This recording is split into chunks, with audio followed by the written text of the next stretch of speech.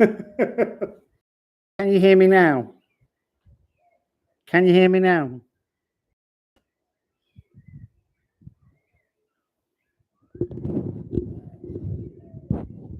Hooray!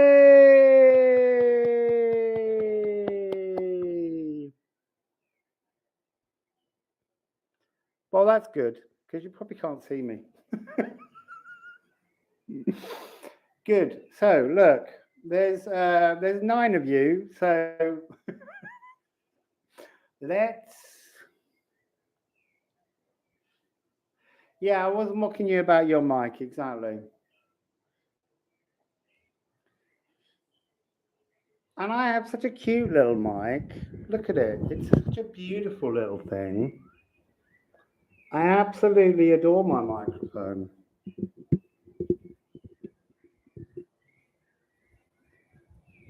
So let's get on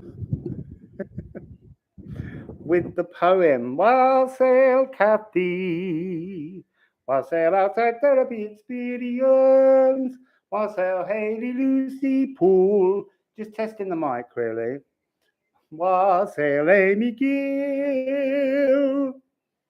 So let's do this poem. Wassail, Sigdom, Wassail, Kizzy Cat. Wassail, Soul Secret Service News. So let's go to Björk and see what comes. Wassail, Teresa. Wassail, Diana. I'm going to read this poem. I need to get a towel on my face. And I need a sip of water. It's parched me out, that has. Parched me right out. So, as I was saying earlier, the bells said cluttery, clanging energy. So, let's read Björk. So, adapting to relentless environmental stress.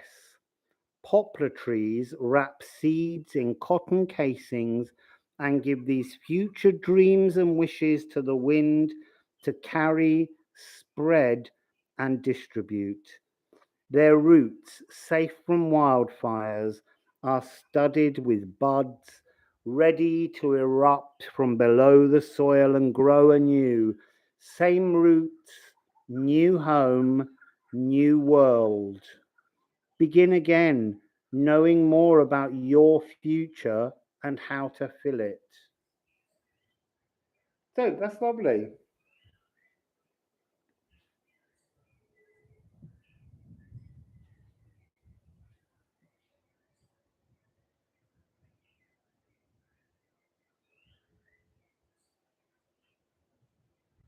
Yeah, I do you know, there's a new pizza shop, Rob, in the town. And I remember coming back from the dentist, I was like, I think I might be able to try a pizza.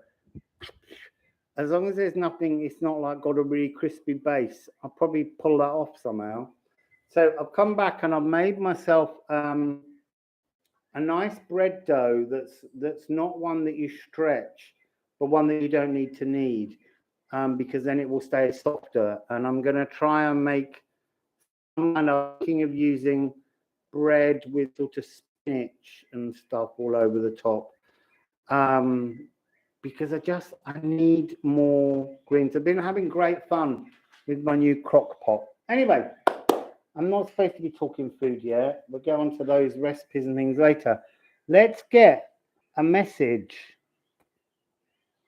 from Odin in the 9 Realms. Thanks, Kathy. It's Shiva. Shiva, Las Vegas. Shiva, Las Vegas. And I said earlier, it was a shirt that I saw, orange shirt, in Portugal, and it didn't fit me. So I bought the shirt and I cut it, and then I hand-stitched Shiva to a yellow shirt that actually, underneath this, it's got someone singing Om.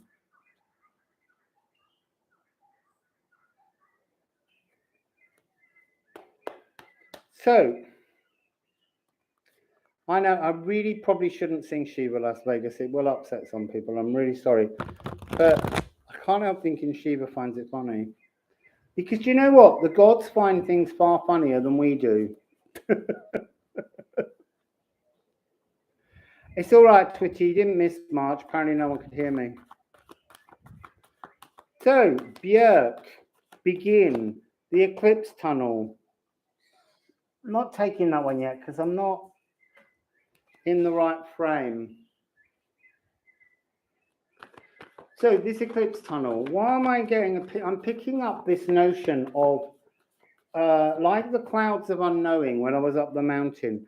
There's an energy, it's almost like what can you see of your own future? You know, when you sit and you watch clouds pass by and then you see images, that's almost what we all need to be doing. We need to be claiming our own sort of energies of future images, seeds of dreams.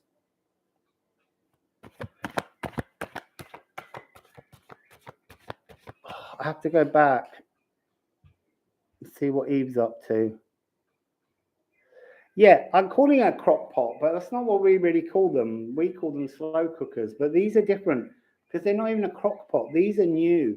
So the other day it said you can cook beans without soaking them, black beans, the big ones. So I followed the instructions.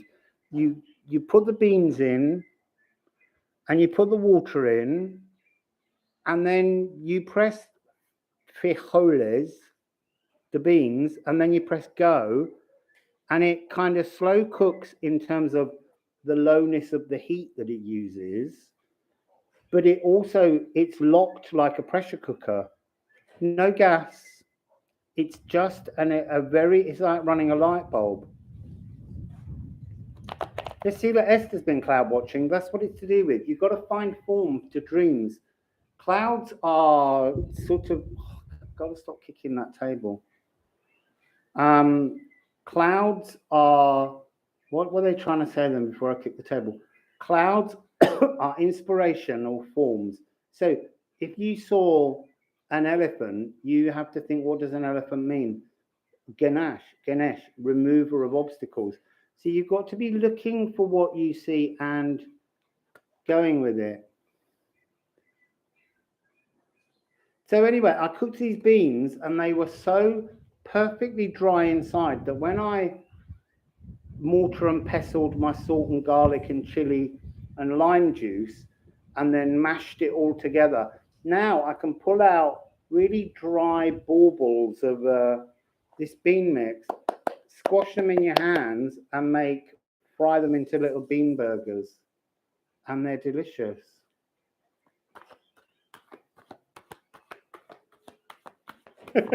Yeah, it's a crotch pot. It's a crotch pot for Rob, because Rob knows that you've got to laugh at everything. Right, come on. Odin and the Nine Realms. Let's get très serious. We want a message for what's beginning again. What's coming? What's the energy flowing towards us? I'm getting the perfume of carnations again, and I don't know why.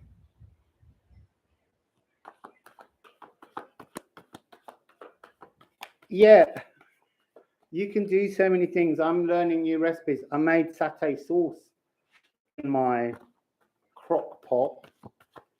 My slow cooker, pressure cooker, everything.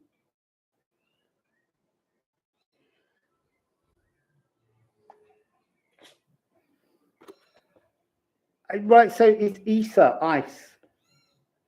And this is often seen as being stuck, being like fearful.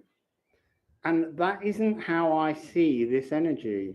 I always see this energy as hanging on to being alive. This is knowing that you are beginning something and you're hanging on because there's a new frequency coming.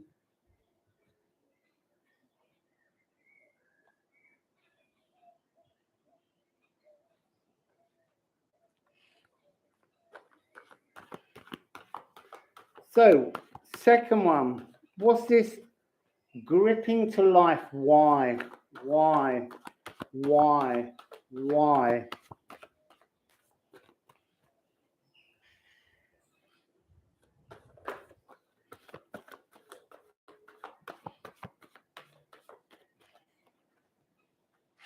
Because life's about to move. Okay, so we've got horse, ehwaz, bim. Actually, runically, be.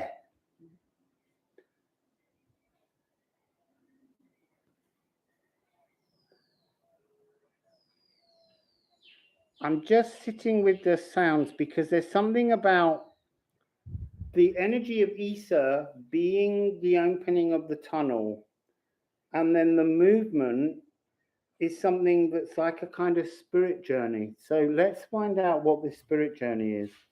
I'm gonna go with the shamanic oracle. Because this is some kind of, there's a shamanic journey. This first story is about a shamanic gift. A movement, but it is it's an earth walk. It's a sacred walk.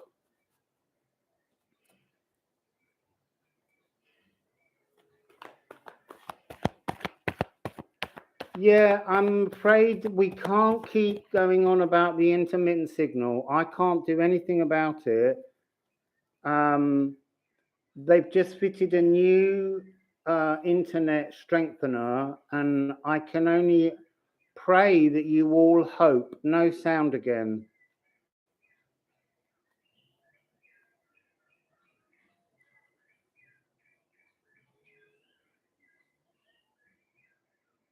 You can hear me or you can't hear me?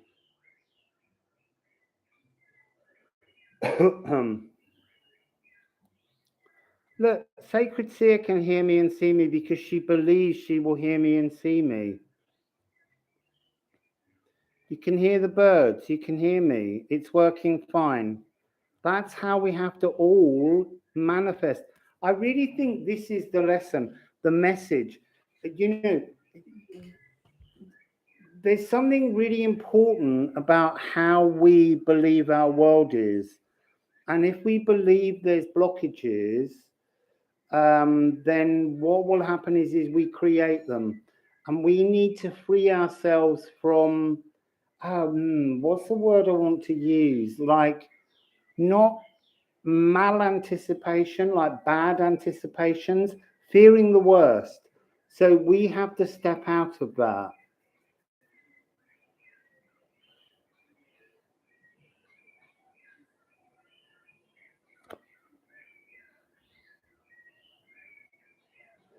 Yeah, that's the other thing. Sometimes you can get behind time.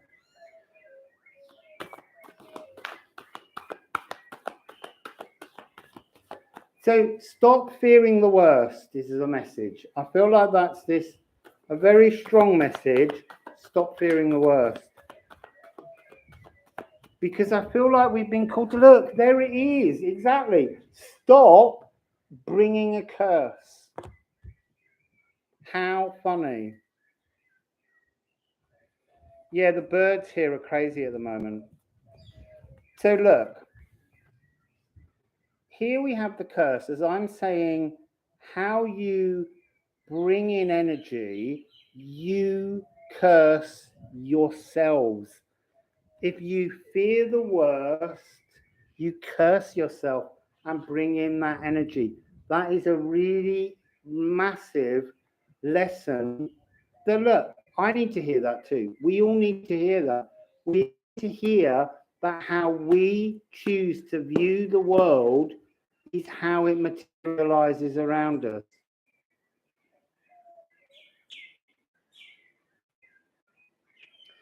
The power of the spoken word is the Galdeer.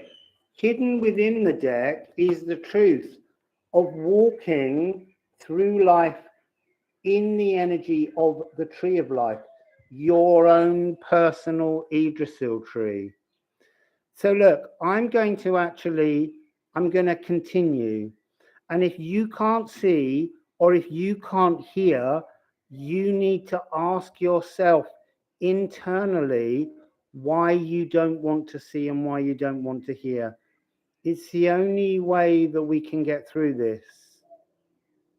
Because lots of people can hear, lots of people can see,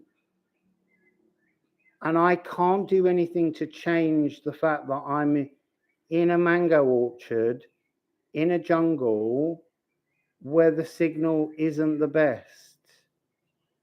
So the first message is clearly we manifest, we materialize our world, and we materialize it for good or bad. But if you keep thinking that somehow things won't work, then you will curse yourself. We have to stop cursing ourselves. So I'm going to move on to another message, because that one's been slow in forming, and I'd really like to bring you some beautiful things. So, birds, sing some songs while I do the cards.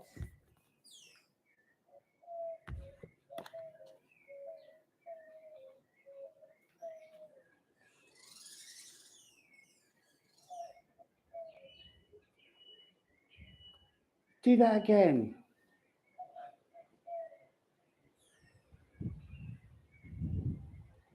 So let's get another message. Let's get another gift out of God's box, because the God mouth was here.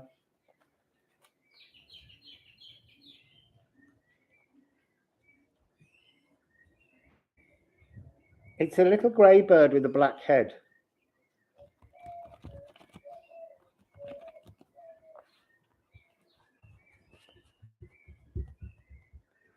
Right, so I'm being told to say turtle, look at the bigger picture, but also turtle as in the back of the shell of the turtle connects to the cycles of the moon.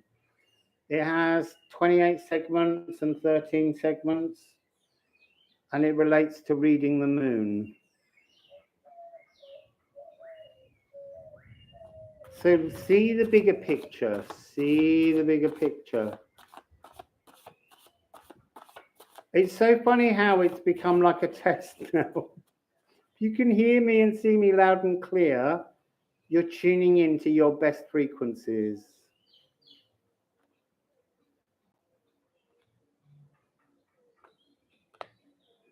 Yes, Isa can help you reach the tunnel, because Isa is about being birthed, being alive, clinging to birth. So there's a really interesting frequency that I often talk about, and actually I haven't for a while, but when you are, before you're born, when you are just a single cell, an egg, and the sperm has reached the egg, and you are one cell, a thread of your consciousness enters that cell as pure love.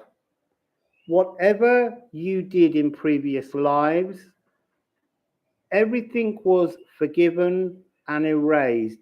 You enter this world in absolute loving purity. And then you divide into 2 cells and 4 cells and on to make your skin, your hair, your teeth, your liver, your kidneys, all the different parts of you, your bones. But as this happens, your frequency of absolute pure love from your soul has to distort itself to wrap around all of the DNA that you've inherited from your ancestors.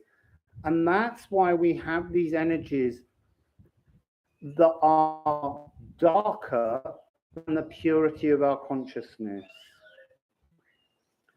So when people talk about frequencies, we say love behind everything. Even behind darkness, even behind hatred, is love. because it can't find its place if it doesn't have a reference point. It's not just energy. It can be an energy that's 1,000 miles from the center of love or 1 billion light years from the center of love. But love is the central anchoring point of everything. So there's always a way back to love. So let's see. So, sorry, what I was going to say about your DNA is it has to distort to get into the energy. And so when you are birthed, it's almost like you are tangled into, or should be, so tangled into the east is like clinging to life because it's all your soul knows. But then it comes out into the world from within a womb and it has to face things. The birds are getting really excited.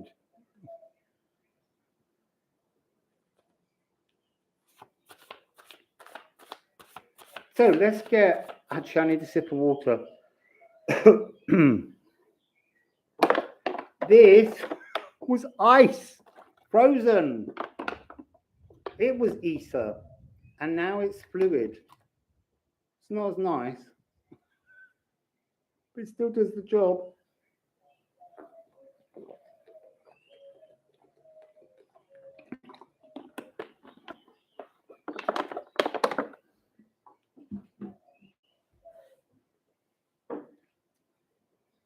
So let's get a gift and a secret.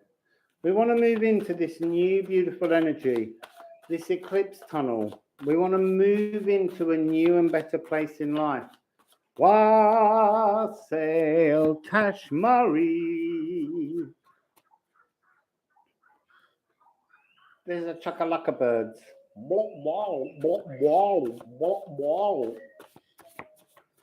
What are we getting, please? We didn't do bells. I'm going to do a bell because the bell helps me to tune in. But when I do the bells, I have to move the microphone. Actually, I'll hold the mic. I'll hold this away from the bells, or the mic. It's not touch the mic. That's the mic under the sack to stop the wind. Although there is no wind at the moment. Maybe it just wanted to be seen. So, oh, my knee clicked.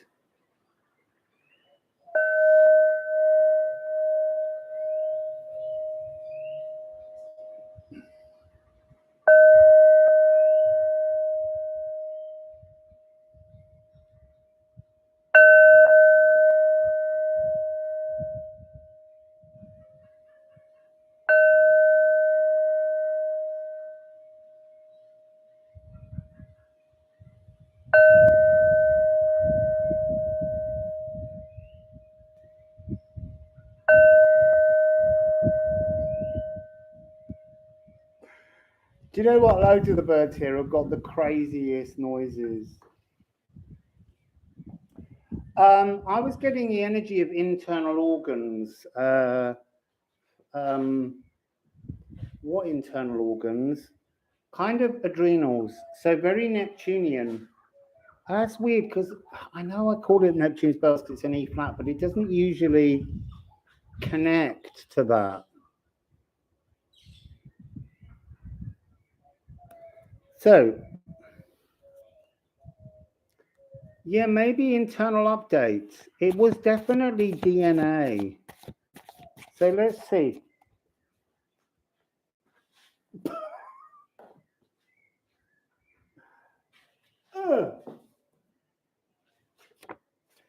Oh, look, myself, mankind.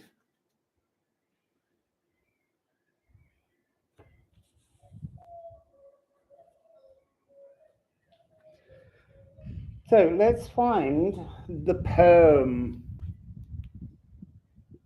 This was one of the, this was rune 5 the other day, wasn't it? I think it was rune 5. And it's number 20.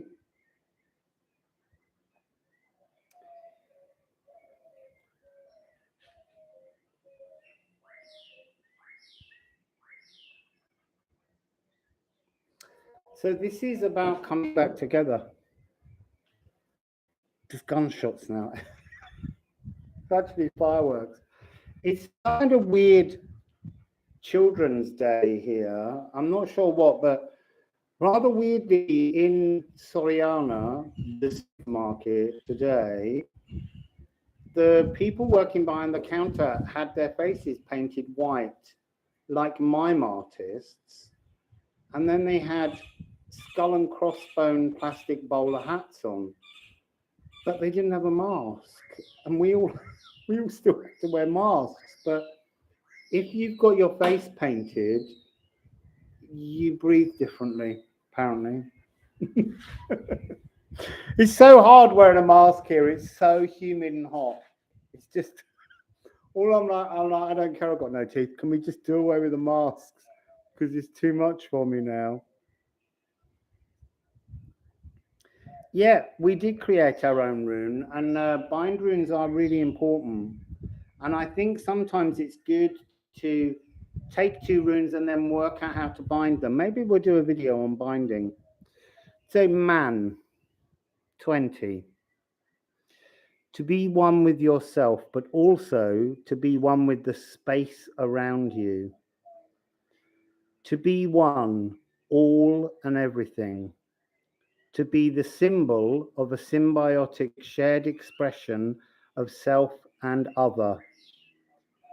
To be a part of a greater whole, solo but integral to the shared tribal soul.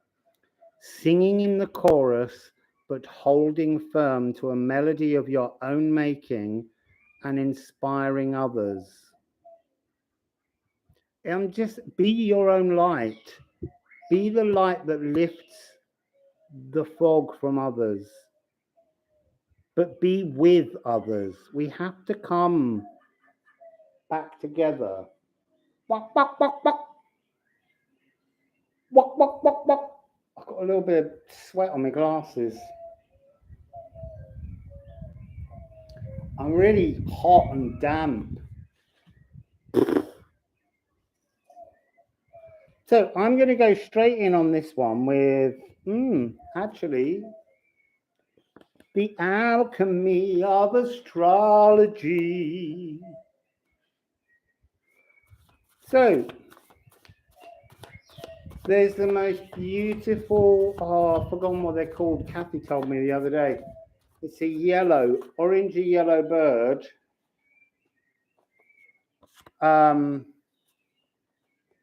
With black. Oh, a golden oriole. Just landed in a tree full of white flowers.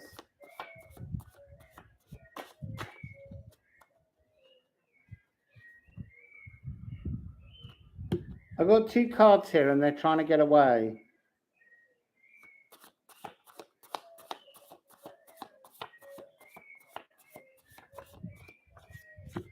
Here we go. So,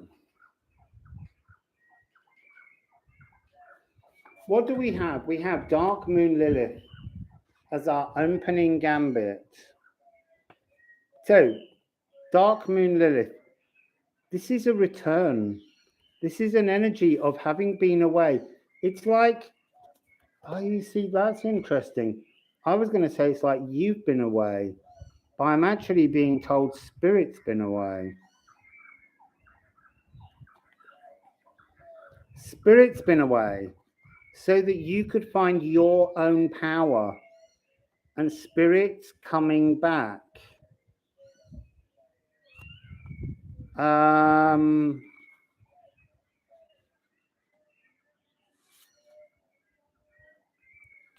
So Spirit went away for you to purify.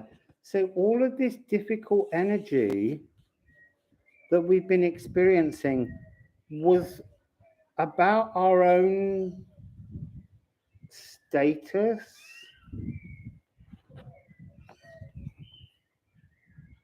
So it's like we've been being told it was time to clean your own house, to polish your own poop. you know, like Spirit's been there doing stuff endlessly for everyone. And Spirit went through a moment where it just went, you have to do this yourself.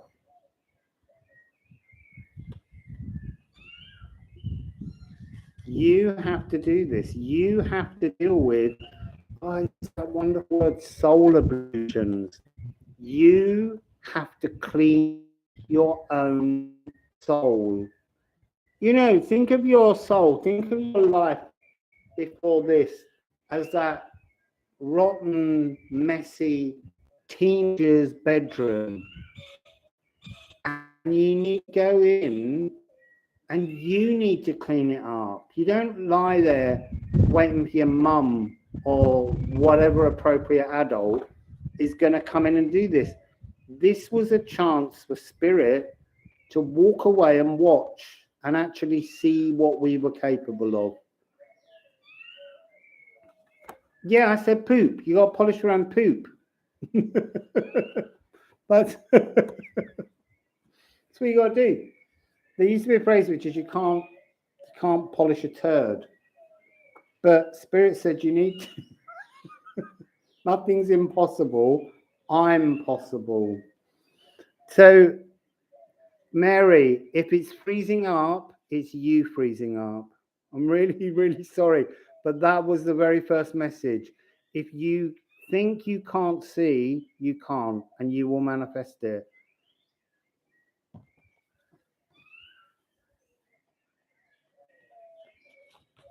So, the next card is Phallus. Phallus is, I think, at 6 degrees of Capricorn. It's the law of unintended consequences. And this is about having magical awakenings in this tunnel. So what else have we got? A kind of spiritual sophistication is what's sort of coming through this energy.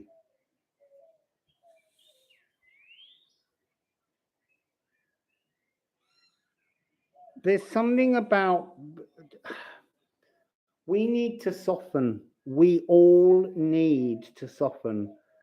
And we need to soften in a kind of instinctual way to be, I want to say, we need to come at everything in life gently. We need to come at everything in life without judgment, because we've learned to clean ourselves up, and we need to learn to not use, what's the word I want to say, old tropes as tools of manipulation or of aggression. Yes, soften like poop. I have to be honest, I don't really do soft poop. I eat lots of fiber. But yeah, it's something we need to be in a much less judgmental frame of mind. We need to be more forgiving of other people's ways, of other people's desires. We've become a world that almost leaps down the throat of people because they have a different opinion and you don't share their opinion. So we are somehow triggered. And actually, Spirit is saying, oh, you see, now that wasn't there at the beginning. This return of Spirit, of ancestors, of guides, comes when we're calm. If we keep doing old tropes, is what they keep saying, drop the old tropes. If we can come with a level of, so someone presents something to you as an idea or as a feeling. I was reading about an actor who was recently in a film, and he played a very poor stereotype that upset a whole minority community. And I was thinking that the reason he did that, rather than just thinking, I don't like him, tropes are like ideas, things that you keep doing over and over again. I was thinking that the reason he played this minority character, that he knew nothing about the truth of that minority, is because he leads a very cushioned world life among celebrated, and they're not in touch with the reality of life. And so quite often they have a sense of humor about things that's actually cruel and a bit dumb and backwards. And so he played this minority role in a bad stereotype, because he would have, if he did that character among the people that his life is around, they would have laughed. They would have told him that he's wonderful. And there's a much bigger world out there, and we need to try and unpick that behind everything there ought to be a sense of love. If someone says something to you that offends you, don't be offended. Try and work out why they may feel that way and how they're entitled to feel that way. And this energy of you standing in your light energy within the community, within the world, is to influence people to be more on your lit frequency than to try and tell somebody that what they're doing is wrong. Yes, it is, Dollface. That's what we're here for, this lovely partial eclipse. It's Saros Series 119. It started, it's the 66th incarnation of the eclipse cycle. There's 71 of them in total. It first began on the 15th of May in the year 850, and it's a black moon, which means there's been 2 new moons in one calendar month, and it's in Taurus. Yeah, there was a massive shift, definitely. I woke up this morning and thought, oh, hurrah.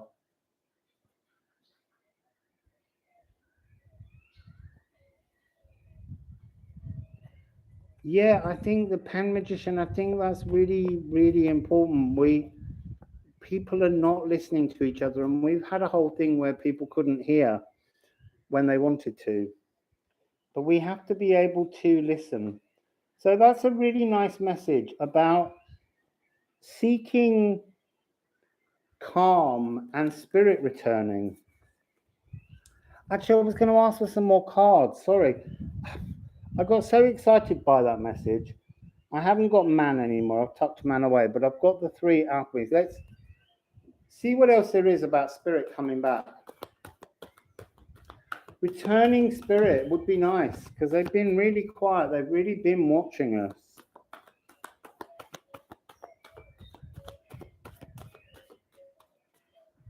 It's all right, Dollface. I love an eclipse.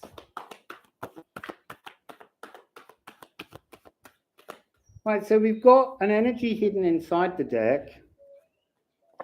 Earth. And they have an energy that fell. Smoky mirror. We've just done readings on the smoky mirror. Oh! 1747. That's the lunar, that's the numbers, 1427 maybe. I forget. but they're reminding me that of the lunar eclipse, because that started in 1427. Anyway, Earth, smoky mirror. You have to return to Earth to clear your smoky mirror. So all of that cleaning of your house on the astral, all of that energy of soul ablutions,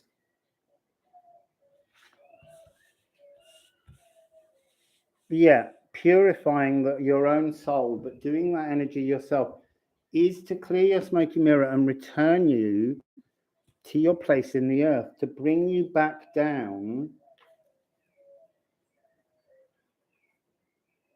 I need a bit more on that.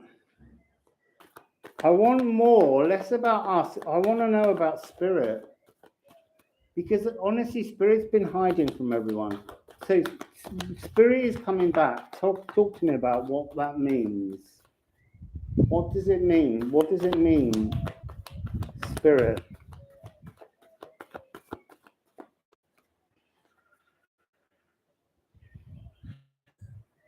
See, it means everything to us. That's what's so fascinating. It is like we all have a selfish desire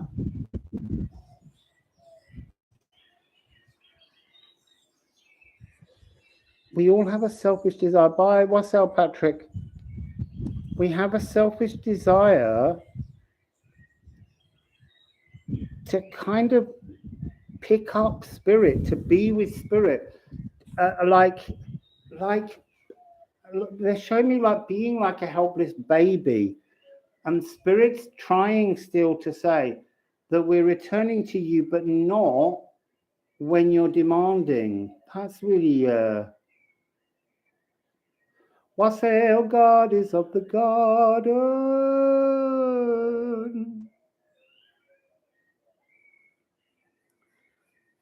We have to stop being childish. We have to be grown up. That's what this, this is like, oh, help me. It's not usually, it's about the energy of your own rhythm.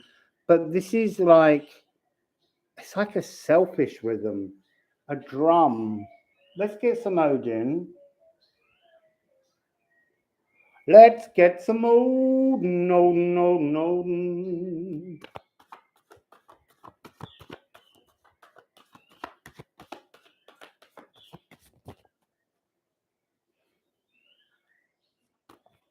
There goes one on the floor.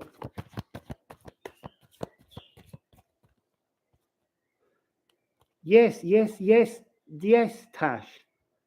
We are always waiting for something else to fix us and rescue us. It's not about being grown up. It's more about being emotionally stable. That's what it's to do with. If you're emotionally stable, it doesn't matter what kind of energetic frequency someone pushes on you, it doesn't cause you to kick out.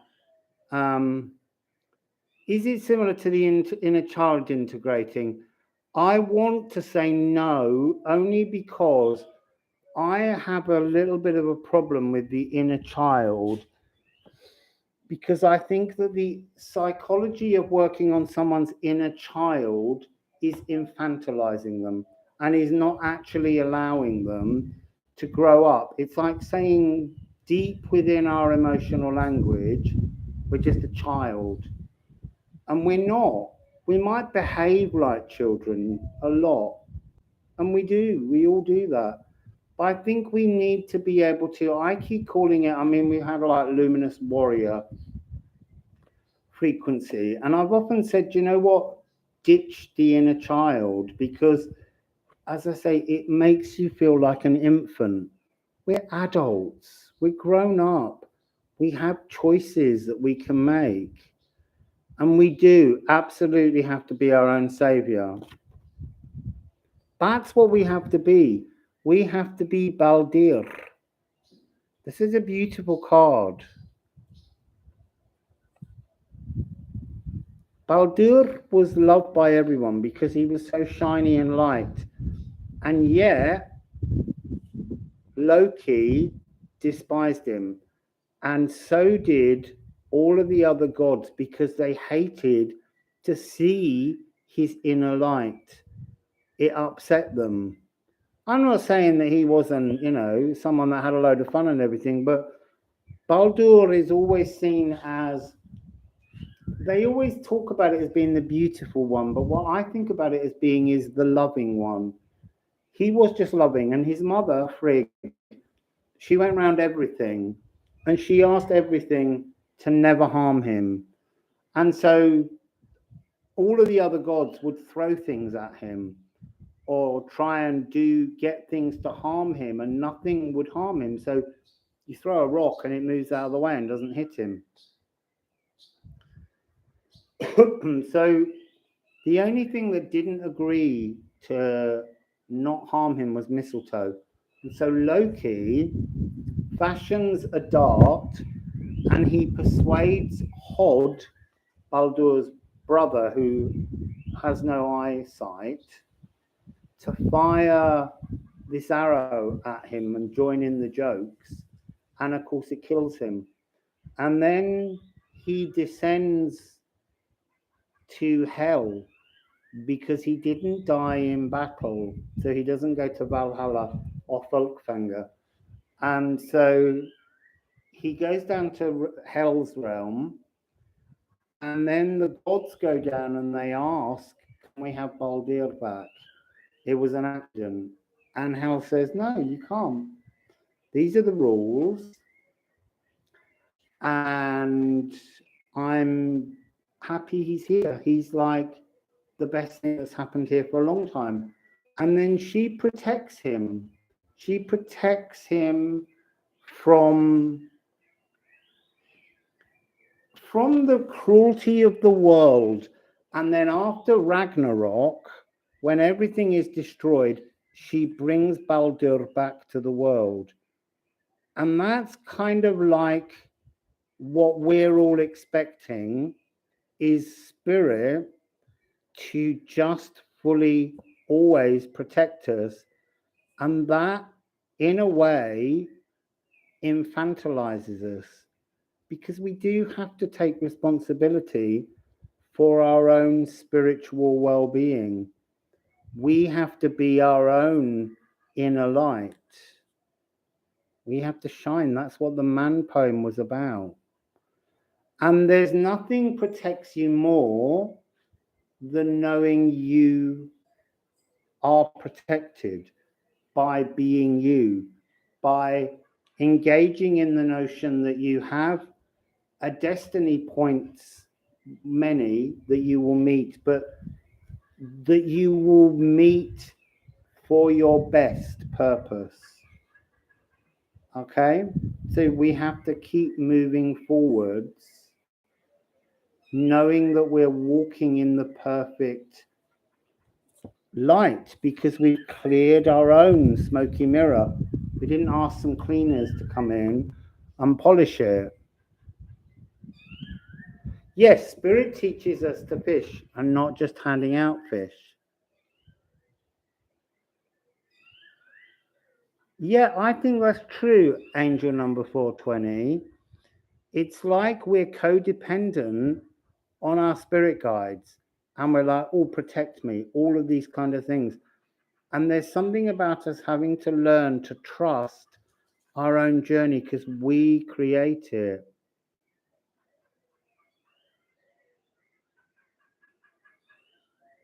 Yeah, there's some lovely stories of Odin and all the gods. The only thing I would say that's missing is the goddesses. There's not enough stories about the goddesses. But that's cool, because it gives us a chance when we create the Norse tarot deck to channel some stories.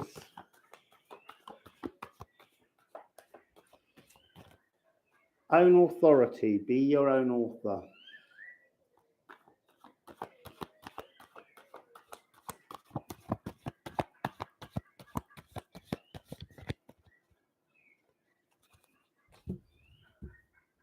I think we do have a map, but we don't know how to read it.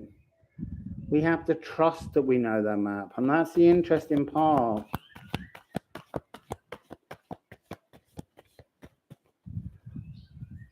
Bye, Tash.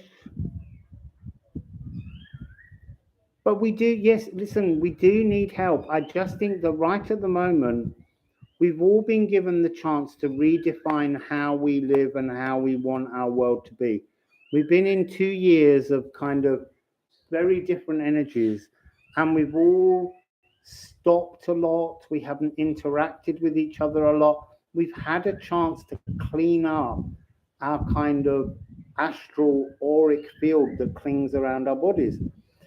And now it's almost like we've all been living in individual timelines. And so now there's this notion that spirit has stepped back most of this year to just let us face some dilemmas so that we can find a way to move into our own energy. And then spirit will work with us again. That seems to be what this message is. Don't know that I want them ones. They didn't feel like they were part of the deal. It's too many. Well, actually, yeah, it's not. It's too many. I'm going to rifle them. I need a little bit more about Baldur.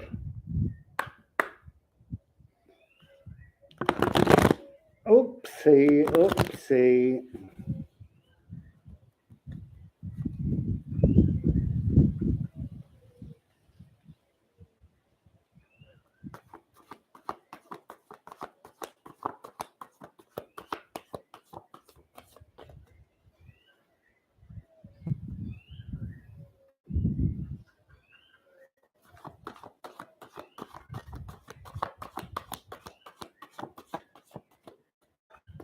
There. Odal. Edel in Anglo-Saxon. Birthright. This, as I said earlier, this eclipse tunnel is like rebirthing for all of us. It's an opportunity to rebirth, but we have to choose the outfit. We have to choose the frequency. We have to choose how we appear in that smoky mirror, and we keep going until we get it right and we look clearly at ourselves and we say, I like that version of me as who will become you or your soul frequency, your journey forwards as you leave through the lunar eclipse. So let's get, I know what I haven't got out. The little teeny tiny tarot deck.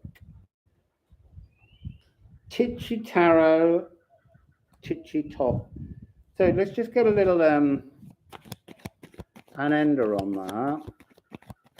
Yeah, I feel like there's such beautiful energy coming now, but we were going through a journey and I didn't know. I mean, look, I knew that spirit wasn't there, but I wasn't aware that it really was. We have to learn to absorb some of our own pain. We have to learn to work our way through our difficult moments, and that helps us to be emotionally stable. Oh, there's a sneaky little Lenormand got in the deck. The moon. It's the tunnel when we come out. So, would you like to add something to the end of this eclipse tunnel? That was a dancey little card as it came out. So, it's interesting. I've got this new thing where cards that don't fall are telling us of sort of hidden energies that we can't see. So, failure in life interferes with our frequency to stop us feeling love.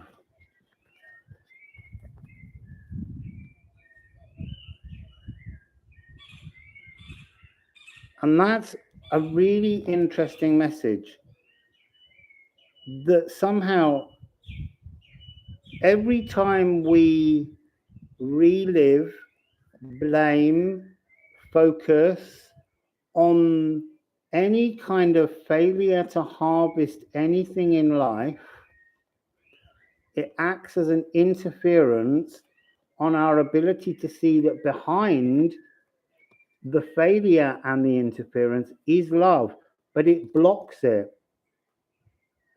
We need to unpick the interference and the failures that we see in our lives and realize that behind everything, as I said earlier, is just love. And that's that idea that it could be a billion light years away, but everything has love as its anchor.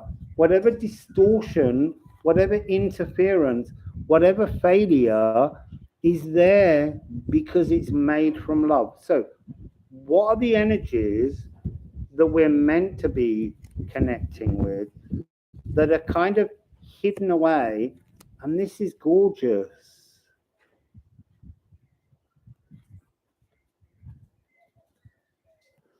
So we have sovereignty. So from the Nine of Pentacles and the Seven of Pentacles to absolutely shining in your own power. And then that's followed by the Ace of Wands. Renewed, invigorated passion.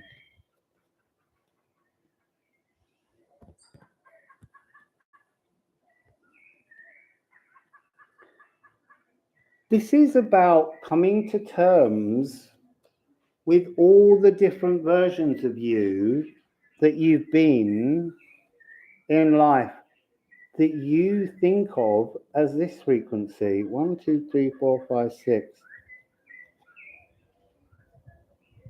So there's 6. It's like there's 6 versions of different things you've tried and been done. The middle one is what empowers you as kind of as a triple give yourself. There's something about the lower and higher heart, the connection to the world, to the earth, is one of the energies of your heart. The connection to others, which was in the Man poem, being part of the chorus line, but delivering your own melody. And this impassioned, this is the first card really in the tarot deck for the minor arcana. The divine spark, the passion, the sap, the energy rising within you.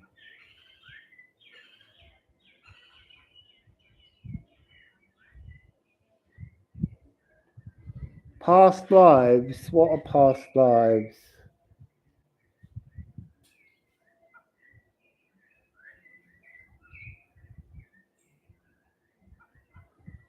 Yeah, I would say I did just talk about past lives when I talked about the frequency of your DNA. Past life memories are memories of ancestral lines in your DNA. They're very rarely unfinished past life business, because when we die and we return to our soul, everything is forgiven. What isn't released is the continual handing down of generational inheritances, soul traumas. For me, that's how I feel. Because I think it's very easy to feel the energy of a past life and think it's our consciousness, but it's actually our body's memory. It's a DNA memory, not our consciousness. Our consciousness is love. Does the Lenormand have a finisher?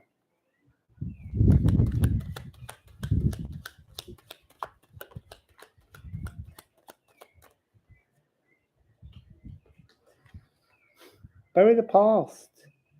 Bury all that wasn't. Wassail, parry. Yeah, exactly, Angel. That's what you do. We learn them so that we can release them, but part of it is realizing they're not us. They're a memory in our body, and that helps us to release them. If we think, what I'm trying to say is, I'm not explaining it well, is that often when people have past life therapies, people will witness a life that they are then told they were, and when they see maybe the error in that life, they think it's an error they made. No, it's an error some other consciousness made when it inhabited its version of DNA that you have an echo to. So just by understanding that past life recall is actually ancestral, absolves you of the responsibility for it, but also allows us all to release those energies and to put them to bed, to bury them forever. Yes, about getting off the train. I liked that one. All right, now I'm going to try and put these cards back without losing them, and then we'll dive into another message. I still want to know more somehow about spirit coming back.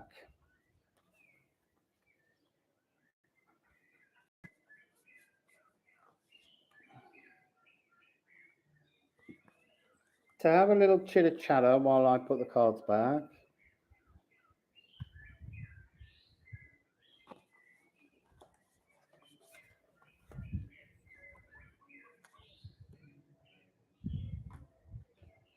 Can hear a bit of a party building up in the distance.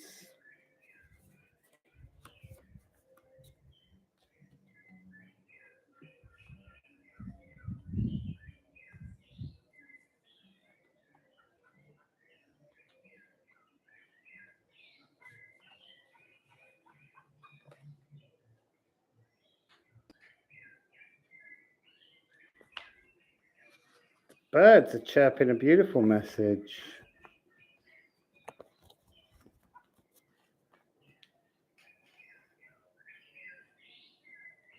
So let's go to the bells.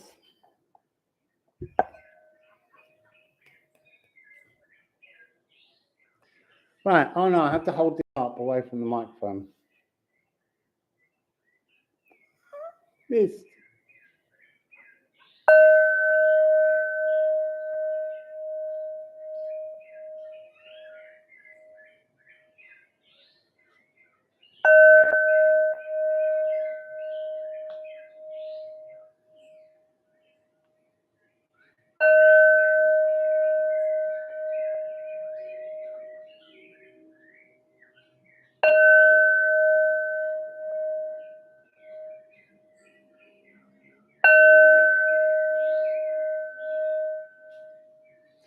So the storm has passed.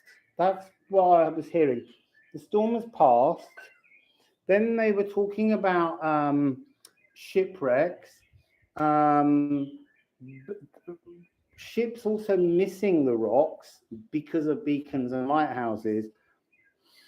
But also people picking over the... yeah, it really was shippy. It was ship's belly. People picking over the loot of other people's lives. That's a really strange energy.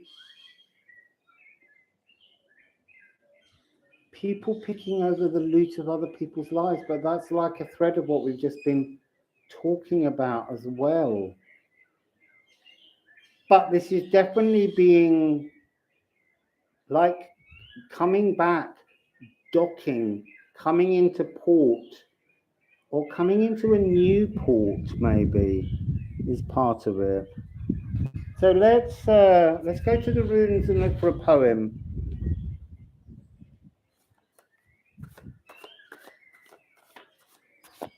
Yeah, like life carrions. There was really kind of it's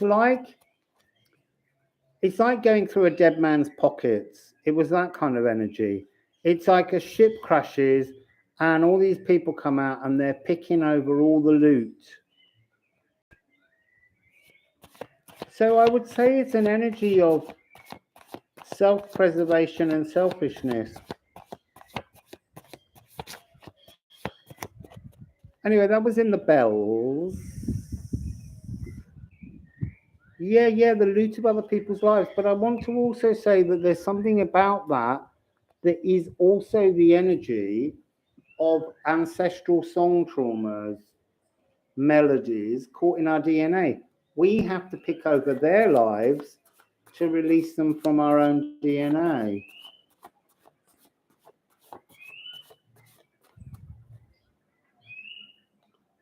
Wassail Vita, Wassail Organic Intelligence, 313.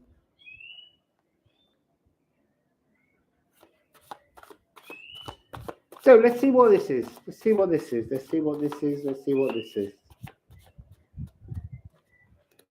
Yeah, look, it's a new one. It's orange. We've got rid of the pink. The pink's over there. We got an orange one now. Just to bring you energy. Yeah, there's some crazy loud birds here.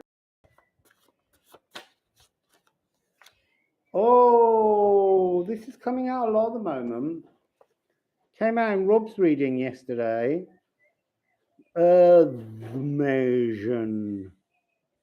Thy earthly power. And this is interesting because, look, it's a new moon in Taurus. It goes to Golden Oriole. It's a new moon in Taurus. It's a solar eclipse with a new moon in Taurus. Uranus is in Taurus, busting open frequencies. And there's still a carryover energy of Algol. Algol is the evil star, the fixed star that's Medusa's head. And she was triggered by the lunar eclipse at exactly that point, 26, 27 degrees of Taurus in November last year, when it should have been Gemini. So it was like a sneaky look at a like deconstructing energy. So let's find the poem for Earthmasion. 1717.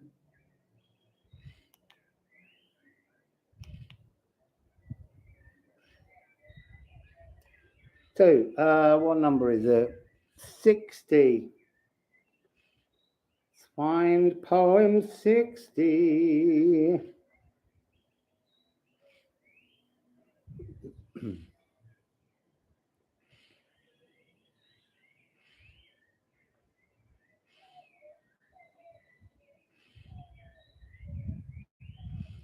Here we go. Earthmasion. Coming close to the mic for this one. Thy power. Oh, sorry. There's something about that. There's something about misseeing. Almost, so I want to say there's something about the energy of assumption. Creating an assumption or an opinion before gathering the facts. And that's really interesting because a lot of empathetic work is to sense something. I think they're trying to say that we've got to retune our senses, retune our channels, because we need to start looking for some other energy behind. It's this thing again of non-judgmentalness. So it really is. So I've just been talking. I need to put my glass on so I can keep an eye on you guys.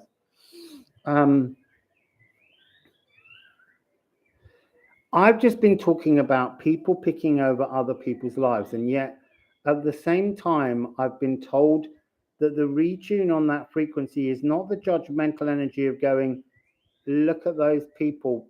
There's the hummingbird. It's talking about retuning our ability to see what's the truth of love behind the messages.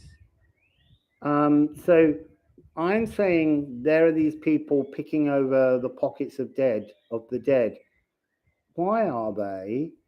I need to understand what their lives are, rather than just going, they must be horrible, bad people.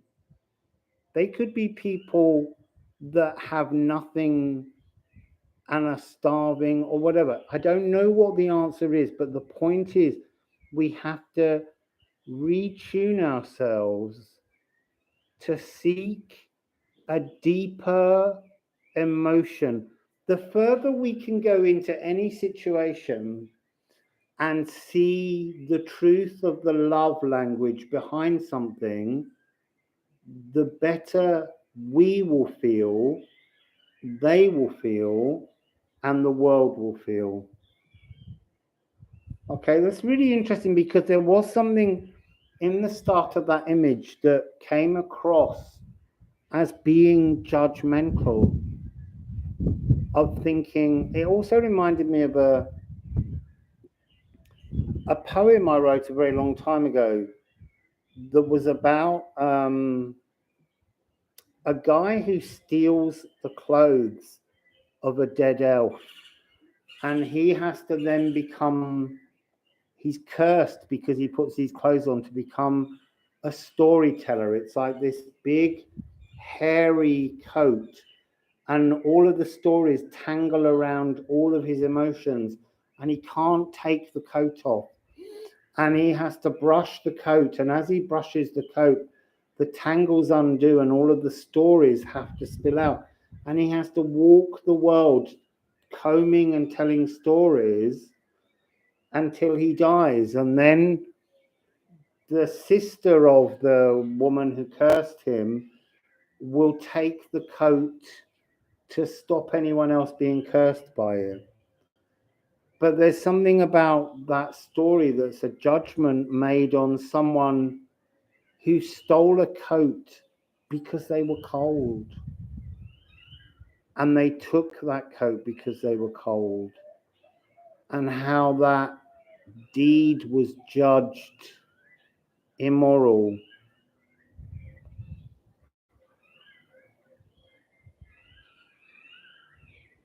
It's like the movie of The Postman. I have no idea. I've never seen that movie. I wrote it about probably 1990s. It's a very old poem I wrote. It was called I was trying to think what the name of it was. It's got a name about someone who has to sort of like regurgitate poetry.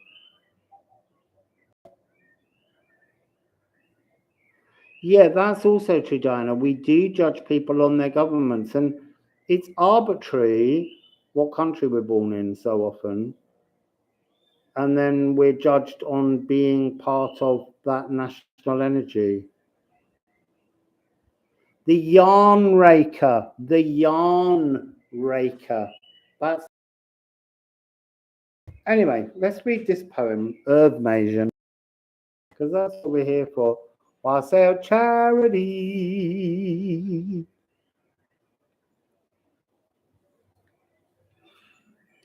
I definitely wouldn't have seen it if it was Kevin Costner. I mean, I don't see very many films anyway, but I would never watch him. So, Earth Mason. Earth power, personal power. Thy power, thine alone, carved in stone before birth in that other place.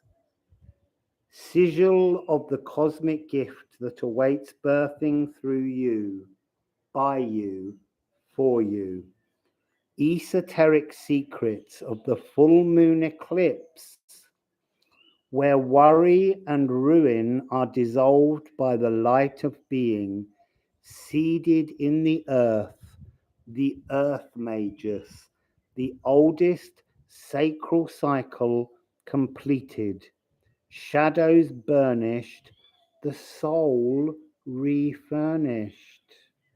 We're retuning our souls, people.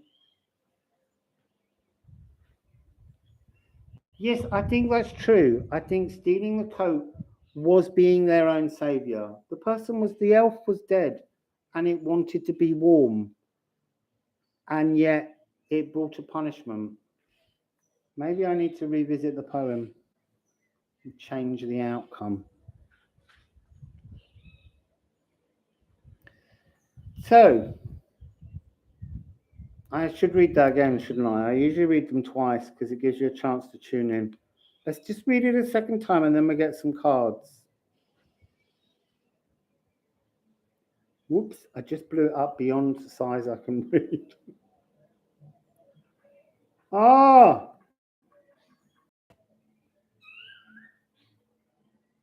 Right, Earth Masion. Earth power, personal power, thy power, thine alone, carved in stone.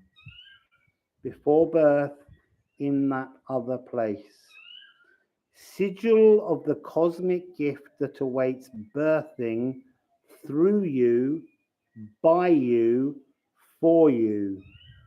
Secrets of the full moon eclipse, where worry and ruin are dissolved by the light of being. Seeded in the earth magus, the oldest sacral cycle completed. Shadows burnished, the soul refurnished. Wassail Cosmic Womb Collective. So that's beautiful. Let's get some shamanics on it. Let's get some shamanics on it. Thank you, Dollface.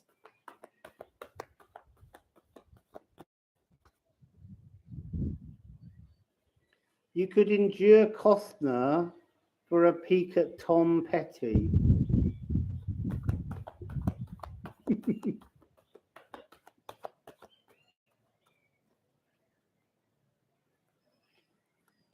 Right, so come along, people. We just lost 5 in the chat because we're taking too long. Thank you, Secret Soul Service News. So we've got this energy of redefining our soul during this eclipse tunnel.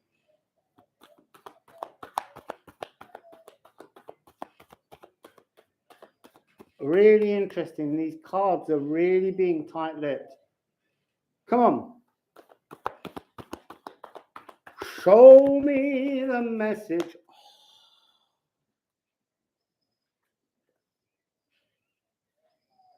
So, beloved,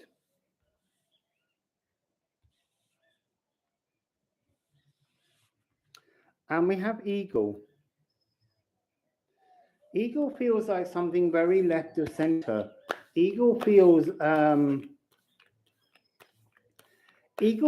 like it's us. That's what's so interesting. It's usually spirit, but this is us. We're being held in this eclipse, and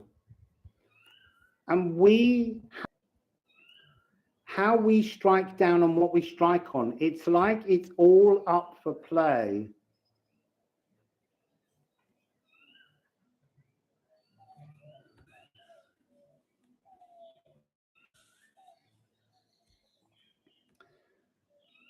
There's something I'm missing about some kind of planetary conjunction.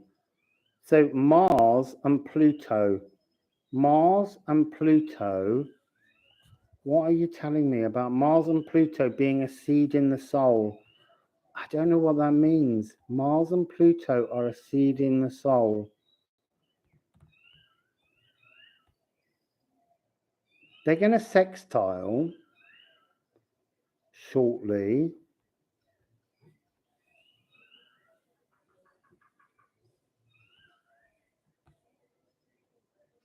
Okay, I need to know more about that. There's something about Mars and Pluto here.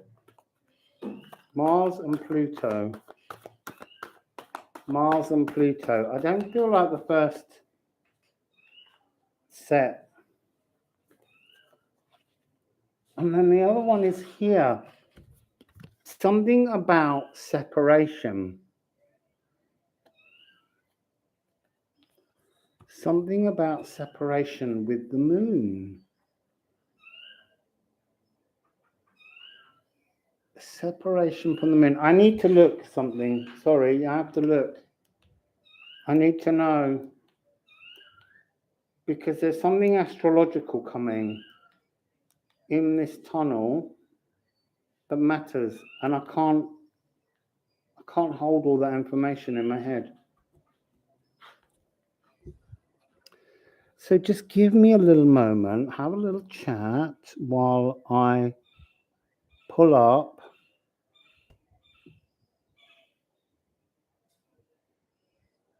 I need to look at a couple of things. I need to look at the chart right now.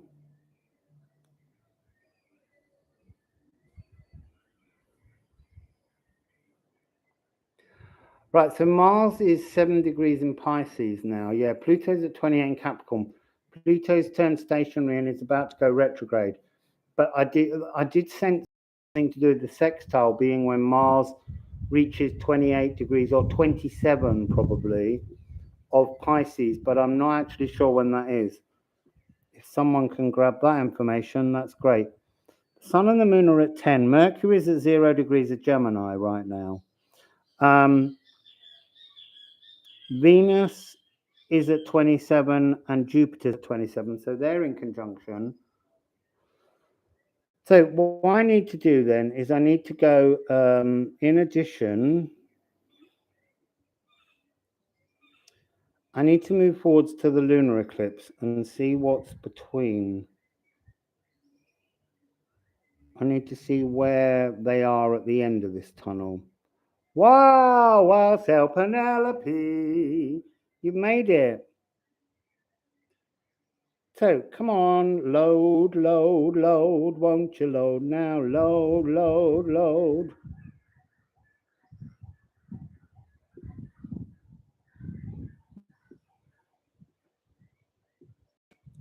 Right, so full moon lunar eclipse on the 16th.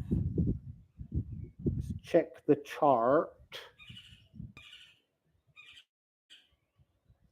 Wassail, wild child.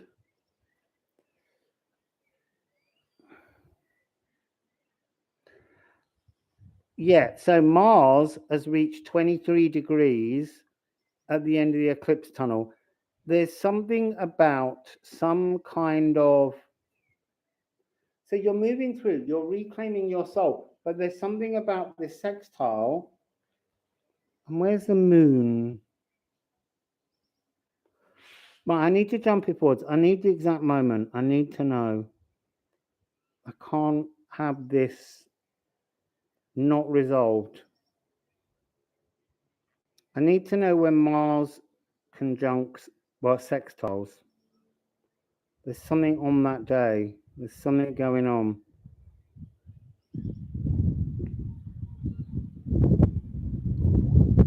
Mars at 25, nearly there. I've got to get it to 28.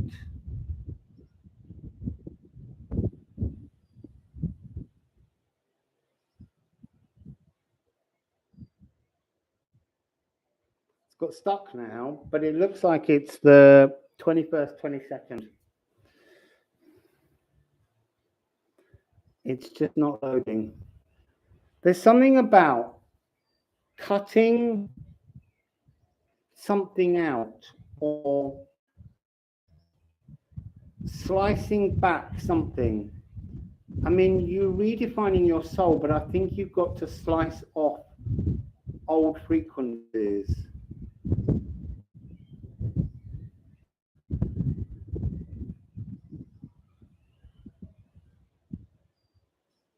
"23rd, yeah, it is change. It is near the 25th. It's the 22nd by the looks of it. No, not the 22nd. Right, 23rd. It is the 23rd. I'm so slow, people. Should have just looked up for you guys. You got that. 23rd of May. This has got something to do with the 23rd of May. Coming back into earthly power. Coming through the eclipse tunnel. But there's some kind of beloved energy where you have to connect something between... It's like swapping something. It's like turning things on its head. They're showing me this notion of pretend that's Pluto, pretend that's Mars, just because that's red and that's got a little bit of blackness around it. But it's almost like this is now Pluto and this is now Mars. So it's like an energy of twisting around your perception, and then somehow you've got to cut through and make that your new power. I know that makes very little sense, but that's what they're showing me in my head. So let's see if we can get some more info on it. Let's go into the alchemy of astrology.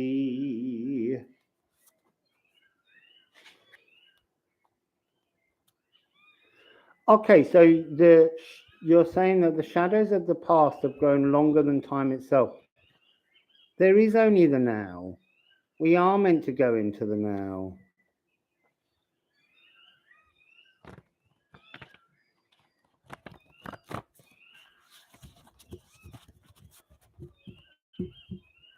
So let's see what we get.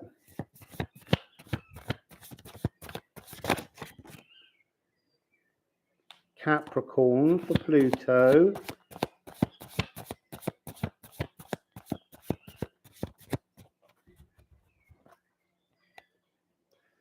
See, there's also something very significant about Mars coming home to Aries just after this. Like, I'm getting an energy of a transformation of the divine masculine body energies. Moon in Aries. There is an energy of the moon. The moon will not be in Aries now for a month. When's the moon hit Aries? Give me a sec. Should be able to do that one quite quickly.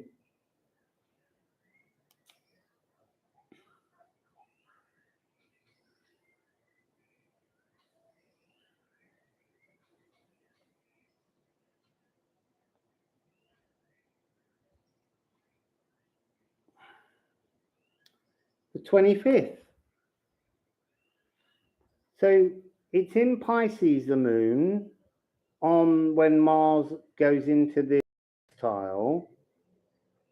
And then there's something about that period to the 2 days later, when the moon goes into Aries. There's something significant about the 23rd of May, 25th of May. Let's get a bit more on it.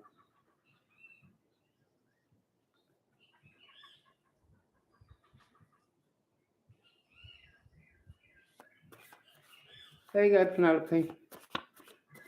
Short.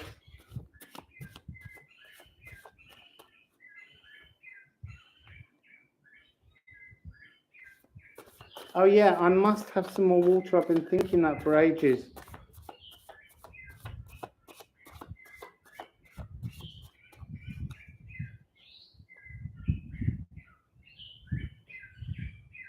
Ram horn energy.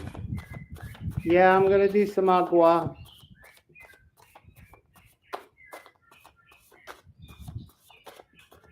There. Down with you. Who's at 13 degrees of Taurus right now? Busting up energies, changing frequencies. This is time to mix up and transform. So I'm just being shown this again. Pluto Mars. Pluto Mars. Uranus, Gaia, slicing through, changing perceptions between the 23rd and the 25th. I'm going to ask about the divine masculine energy, because I was thinking how when Baron-Reid had that collective moment with it, I didn't get a chance to talk about it.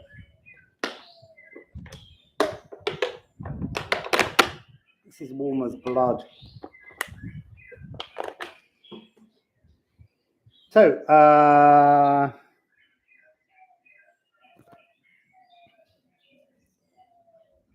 because this is Mars, and Mars has moments of divinity. We think of Mars solely.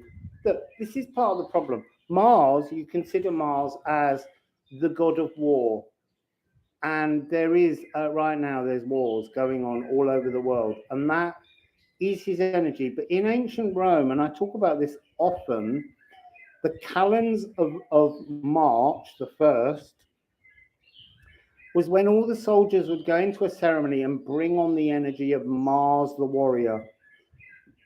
And then they would, on the calends of October, my birthday, they would go and they would take that energy off in a ceremony so that they could concentrate on agriculture, harvest, and growing. So it's like we no longer recognize the divine masculine energies available to all of us. Look, we can all be Mars. We can all be angry. We can all be Eris, you know, Mars's sister. Or well, Aries' sister, but Aries is Mars. Eris is divine anger. It's that challenging energy. But there's another side to both. You know, we can be angry, but we can be, I want to say, loving in a, I can't find the words for it. It's like loving in a supportive way, loving in a foundational way, loving in a way that's stronger than just teary emotions. That's this beloved card. Transforming the way in which being supported, being a loving supporter, is somehow divine masculine love. It's not the same as a nurturing love. This is a supporting love. This is a like holding someone's hand and absorbing their pain. This is a different energy. Oh, there's a lot of burning smell. Anyway, let's go with this.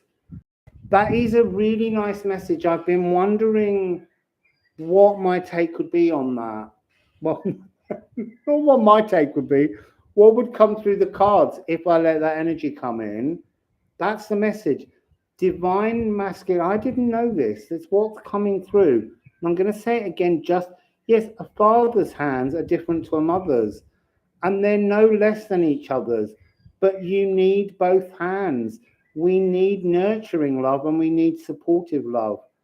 And I'm not saying that I can't be a nurturing lover and a supportive lover. I have to be the embodiment of divine masculine and divine feminine. But we've lost the definition of divine masculine love.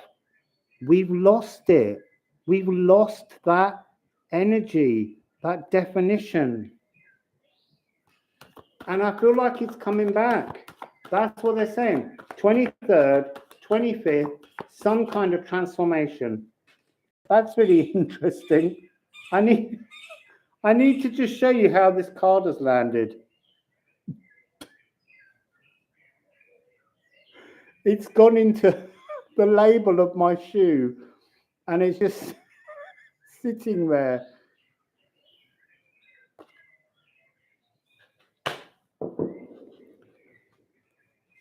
It's Idun, and Idun is the apples of life.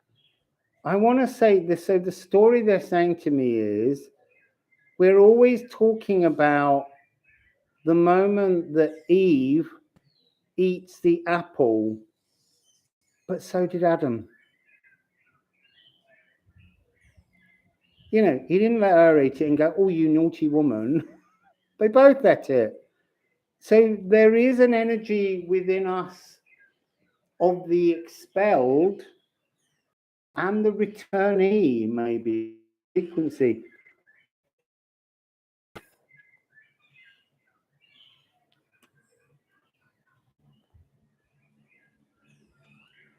So what else would you like to say, please, about the divine masculine energy of loving that is supportive? You see, there's something about that that's not, there's something about divine masculine love that is not trying to, look, I am going to use difficult words here because I need to find the language to understand this. One kind of love that nurtures is influential. It helps to establish directions in which love has a natural flow. But this kind of energy of supportive love is allowing the freedom to explore. I love you because I want to support you with love, but I'm not telling you how to live your life. I'm just giving you love, and I'm not trying to show you a nurturing aspect of love where I say, if you love the way I love, you will feel this, or you will experience this. It's just a supporting love. It's an absorbing love. It's a love that is foundational, and we've lost those foundations.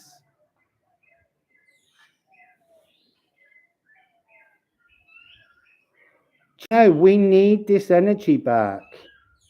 We need to allow males and females that energy. It's in all of us. It's in all of us to be an absorbing love and a supporting love and a foundational love. I feel very, very moved by hearing that come through. I think it's a really absent energy.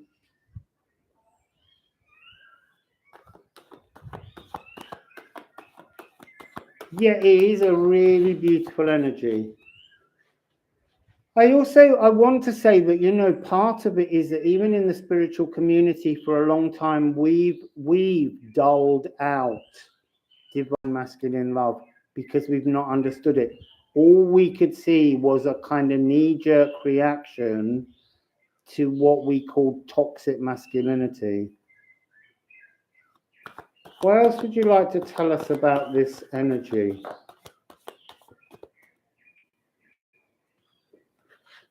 This is interesting. So they're saying to me, it's the cosmic womb, and this tunnel is like a cosmic womb.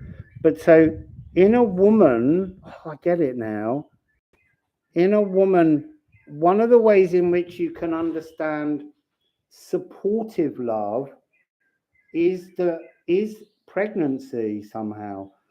In pregnancy, you don't consciously think, I'm doing this, I'm doing that. It grows in a seed of love, supportive love. Yeah, cosmic womb is in the house.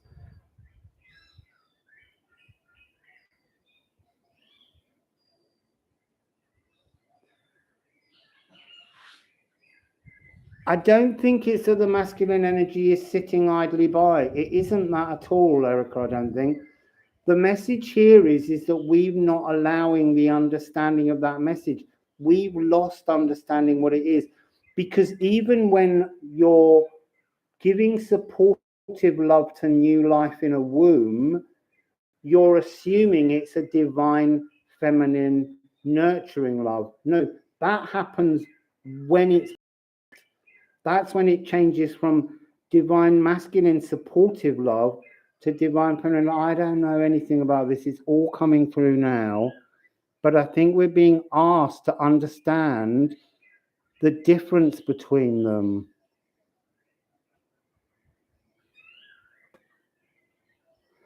Yeah, I think, Gretchen, we've got to that point. Look, I saw a deck that Reem was unboxing a while back, and it's by Colette Baron-Reid, and there was a Divine Feminine card in the deck, but there was no Divine Masculine. I don't, it's almost like no one knows how to have a sense of divine masculinity. It's I didn't know. It's why I'm channeling now. It's the energy of support. It's the energy of the absorption of pain. And that's not trying to say that divine feminine love is less or more. They're just different. And they're both essential. And somehow we call all love divine feminine. We are not appreciating the differences. It's interesting because when I was doing the runes and doing a lot of research into the energy of all the different old Anglo-Saxon words that might help us to understand the rune messages, I discovered that we have this word love, and we use the word love to describe all forms of love. And yet in the Anglo-Saxon, I've never seen so many words for love, and they were all different. And it's almost like we've simplified but complicated love.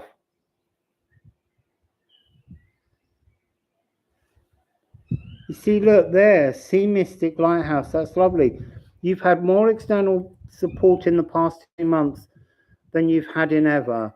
And you were thinking of that earlier today. One of these people is your father, and you've never had people have your back like this before. So clearly, it's a frequency that's returning, even if we don't understand the definition.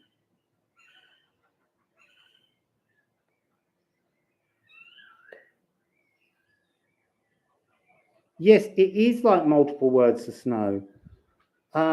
It's maybe that we just years ago understood love better. I mean, there was all these kind of things for words for mother love, father love, brother love, sister love. They were all separate words to describe a different energy frequency. And it's all become love. And we gender love as being, on the whole, a feminine energy. And it isn't. I mean, even I think of the divine feminine as pure love. And I think of the divine masculine as I know not what. And yet I think of the raw masculine as being absolute abhorrent evil. And yet I give the energy of the raw feminine to be the energy of the same kind of darkness, the same kind of depravity, but destroying to bring love. But I don't give that to the raw masculine.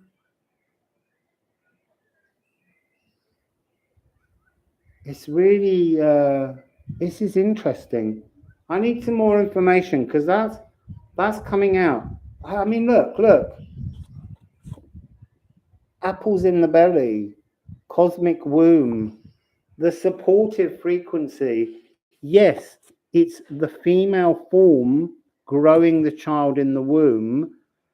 But when they're growing a child until its birth, I'm saying this again, there's a supportive love energy that you would call your divine masculine inside your female gendered body. Because there's a thing that the whole spiritual community does all the time where we go, we are a balance of both masculine and feminine. Countries, people who are gay often become shaman in many. They're an alternative gendering, the third gender. that's supposed to move between. And it's really easy to trot all that shit out as if we're somehow better attuned to certain things. But we never explain, no one's ever explained to me that, you know, I'm masculine and I can be very feminine, but no one's ever really defined what the difference is between your divine masculine and divine feminine within your body, what it really means to be in balance is to know how to give supportive, absorptive love, a love that absorbs pain, and then a love that nurtures. It's like we need to find different aspects. Yes, bipolarism. You know, when I was a small child, I wanted to be a girl. I didn't like the games that boys played. And as a man, as an adult, I'm happy to be a man.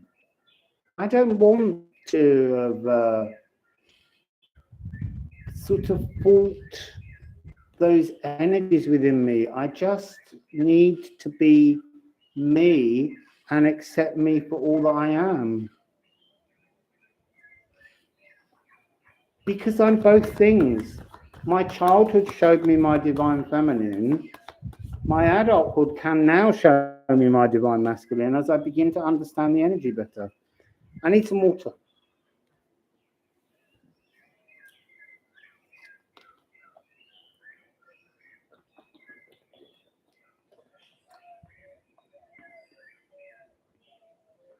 Yeah, absolutely, Pay. We are all so much more alike. The difference between gendering is so tiny. I mean, even all this talk where they sometimes say, you know, the Y chromosome's a rogue gene that happened accidentally. That's also really bad because that's like saying all men are accidents. We've got to learn to frame these things differently. And really and truly, we've got to stop gendering. You know, today we were laughing about little Kinder eggs, the pink ones for girls and the blue ones for boys. And you kind of go, and what about the kids that really don't care whether they're a boy or a girl? Are you going to give them the yellow one? We just, you know, we need to stop making snap judgments on things. Kids don't get gender. Kids are just kids.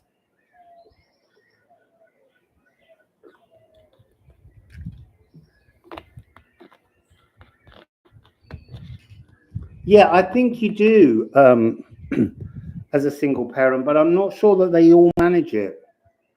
It's not to criticize, but we do have this narrative where yet again we tell women they should be the nurturers and they should be the single parent, and then we just go, I don't know where the baby's father is, that's a typical man. We narrate that story wrong from the very beginning.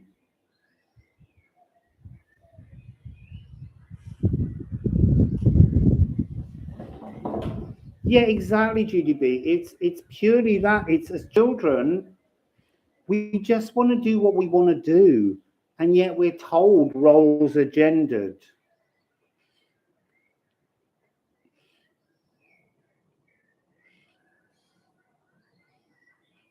Is Mars connected to Black Moon Lilith? I'm not sure at this moment. Black Moon Lilith's in, by that point, she's probably in about 4, 5, 6, 7, 8, 9 degrees of Cancer.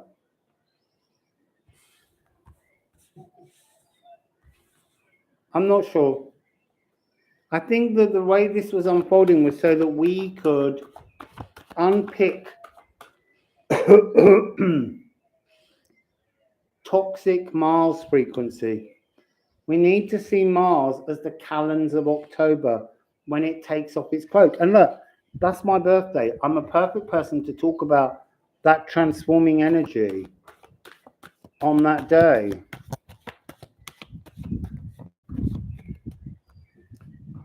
Yeah, there is hypersexualization of women more than men. I know you can go, oh, but it's been getting worse for men.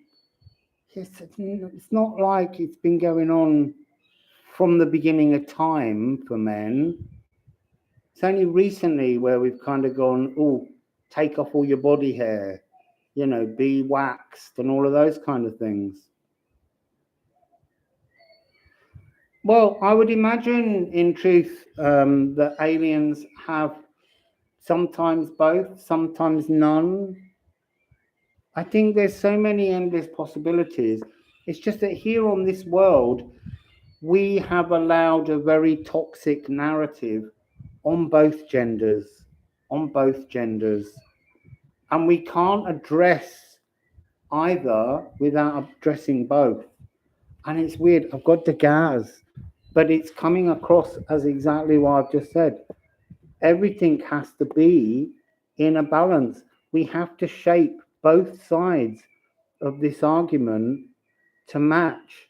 We can't just build one side and leave the other deflated. We've got to work to build up both. Yeah, it is. The dual vision is hard to shake. We also need to remember that there are people still to this day born hermaphrodite, and there are people who are intersex, who are of no determined sex, and that's just their being a birth. There are also children whose gender changes during puberty. There's all kinds of examples out there of how much closer we are as genders, but we gender and separate through our societal frequencies.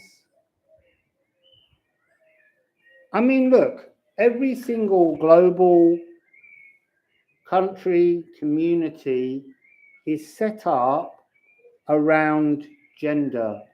And it's this idea that a man loves a woman, takes her, owns her on the whole, and uses her to create new life. And there are no countries that have been set up for same-sex societies. They're the outsiders in every society. And yet there's something about the idea of same-sex relationships as not desiring to create life. And so you're taking out a certain energy and you're resonating same-sex relationships as a different kind of love. And I don't know what the answer to that is either. It's just something that's coming through.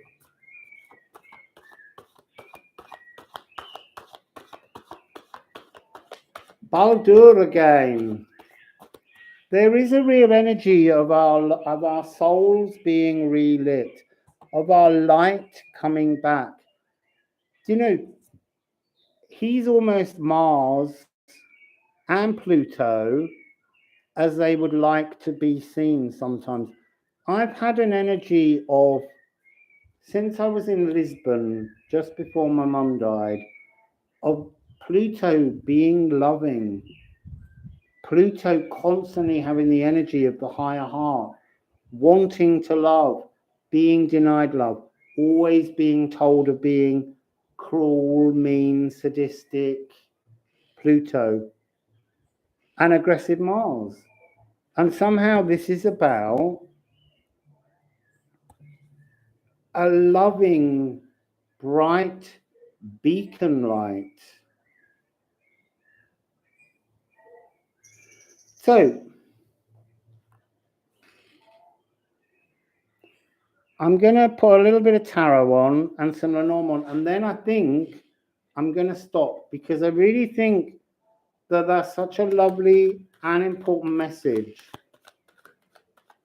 that I feel we need to explore more of the divine masculine in both genders, because that seems to be the energy we've been picking up here.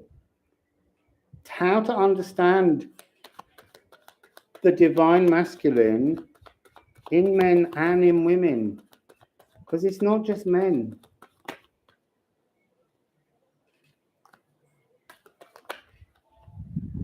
I want the cards to fall. Ooh, I need to put that back over, or they're all going to blow away. Oh, bye, Erica. That's so funny. That card turned over and didn't fall out. Now it's fallen out.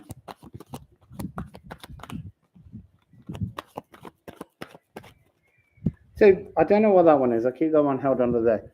So the Eight of Cups has tried to come out twice. What is the Eight of Cups? It's the energy of walking away in search of a ninth cup. I want to say that the ninth emotional cup is this divine, masculine, supportive, absorptive frequency love, a different kind of love that's been absent. And what's the card that was there? It's Baldur light. It's inner truth.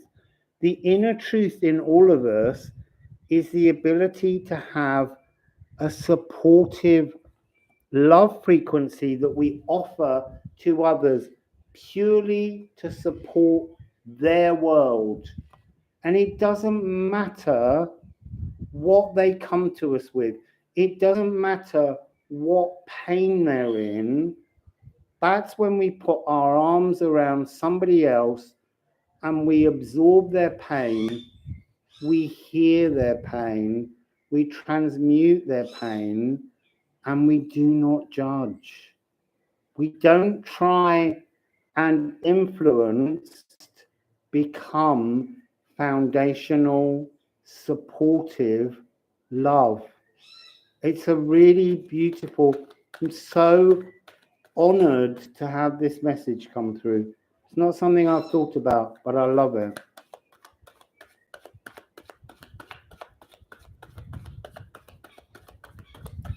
Anything else? It's victory. It's, whoa. Oh, hang on.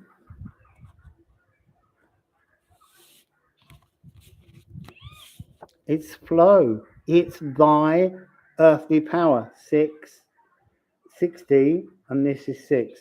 The victory is thy earthly power. Thy earthly power is separating all of the different loves you are capable of and understanding them all on a different plane, but also not judging another when you give love. We all make mistakes. We all need a hug. We all need a hand to hold when we hurt. And we all need a shoulder to cry on that just supports. It doesn't nurture, it just supports.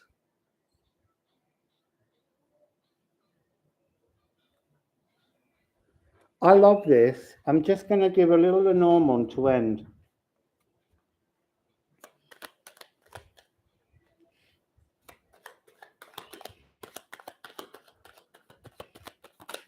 Yeah, it feels really powerful. And look, it's coming with flowers is a massive piece of luck. And it's 9. It's a divine frequency. Did we have an 18? Oh, I didn't talk earlier when I saw it about the Capricorn, the stagnation that is the energy behind being misunderstood. And that's the energy of Pluto. Being more than just toxic Pluto. So this is Jupiter, bearing in mind he's Hades' brother, but this is expansive luck energy. This is expansive, empowering frequency. Oh, I'm suddenly really, really hungry. I had breakfast this morning, nearly 12 hours ago, and I haven't had anything to eat since, which I don't usually do. Don't want you to get worried about me not eating, but I'm making myself these bready soft sort of, you know, spinach-filled things. Anyway, back to this message. I'm hungry. Back to this message. Back to this message.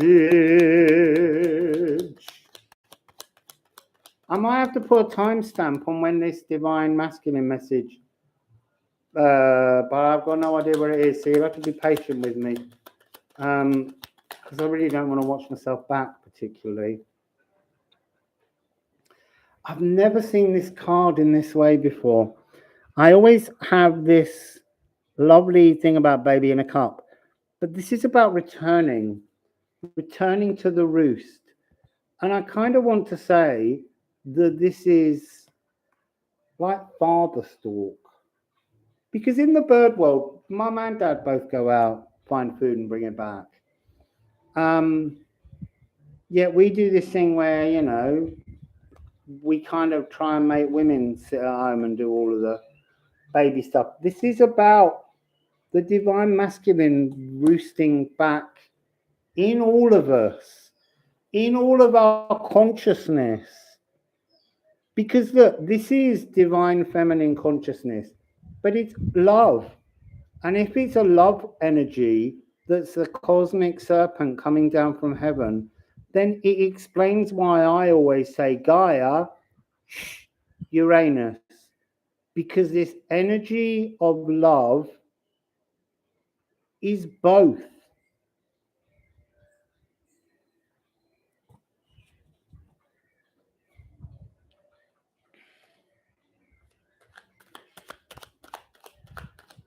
Yes, it's true. The Emperor Penguin.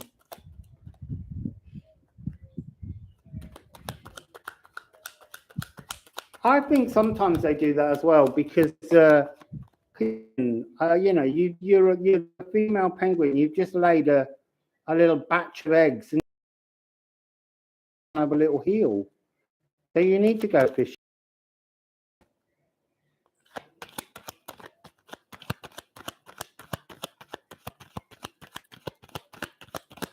Yeah, it's for me, it's because I always in a very, turtle dove. I've always in my sound healing given Uranus divine feminine energy, but really what it is, it's consciousness, and consciousness is love. And I've always been guilty as well of doing that thing where the love frequency, the high priestess comes down when the magician, the raw masculine, creates all the molecules and makes the world, and then he feels pride, which is an emotion, and she comes in and she slaps him down and she says, get out until you can learn some emotions. He knows emotions. There's a divine masculine, but we've lost the divine masculine. It's coming home to roost. So I'm going to be now transforming my entire consciousness philosophy about the fact that love is both masculine and feminine.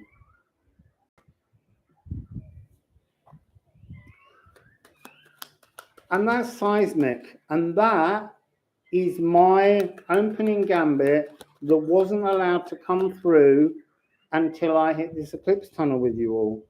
I needed the eclipse womb to explain this to me. And now I can go away and I can really rethink my thoughts on everything. It's gorgeous. Not getting anything here, but I want a last message, please. Can we have a last message? Karma, the end of a karmic cycle. Time to mark the headstone on something and move on from it. And you don't have to go back to the graveside and keep looking at it. Change it. Have like I'm having. I'm having now a consciousness epiphany that will redefine how I do everything in my life, including sound healing.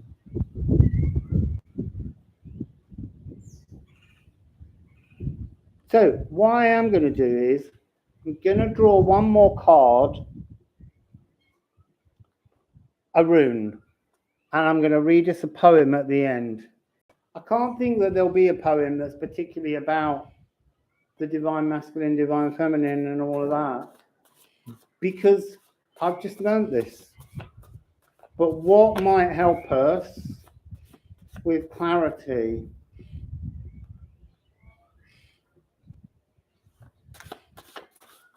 Yeah, I'm telling you, the eclipse is my new roommate. It's the eclipse that I was in the womb in. This eclipse tunnel is the very eclipse. It's its third return. I was in my mother's womb, and then I was born in the tunnel that comes at the end of the year, and that's coming back. But I feel like I am having major epiphanies here. Couldn't have done that before. Why? Because I couldn't see. Hod, blind. That's Baldur's brother. The unseeing. Let's find the poem. This is exciting.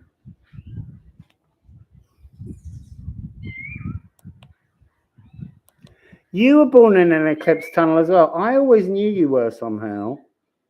Next year's one, it'll be coming back. So, what number is it? 27.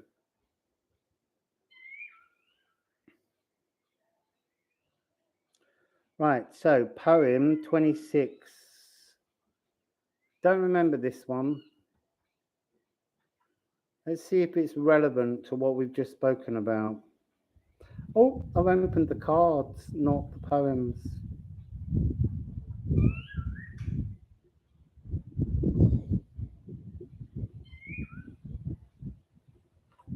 So,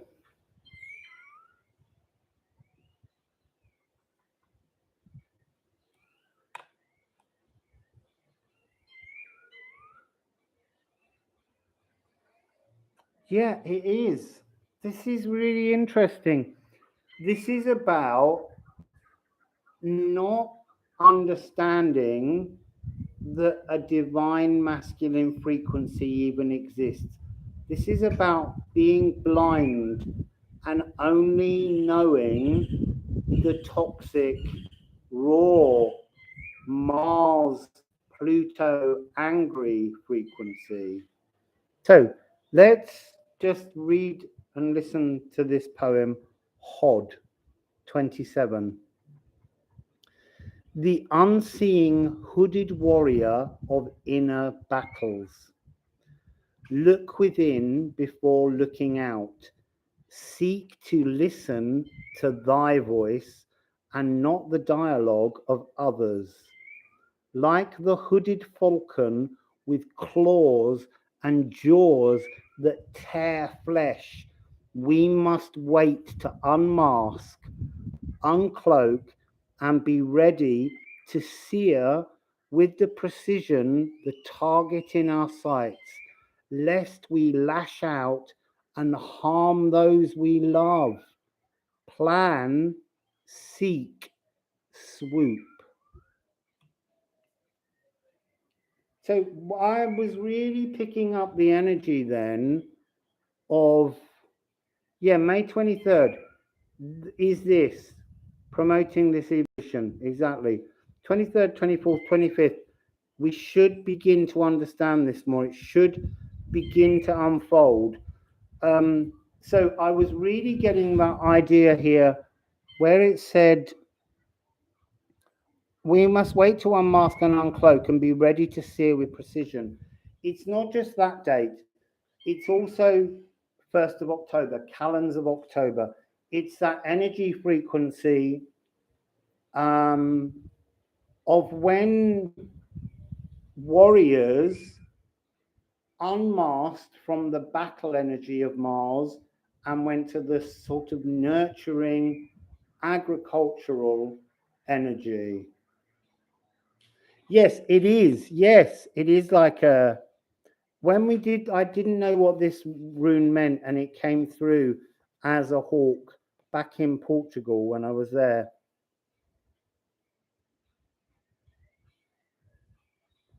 No, it's not the same as patriarchy, exactly. Because the thing is that the divine masculine is in men and women. It's in everyone, but we've lost it. Everyone needs to connect to their supportive love rather than just their nurturing love. We've kind of woven love into a single thread, and it's trillions of threads.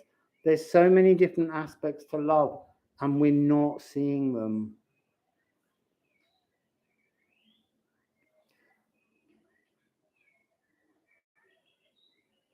Yeah, there is toxic femininity as well, but am I allowed to talk about that?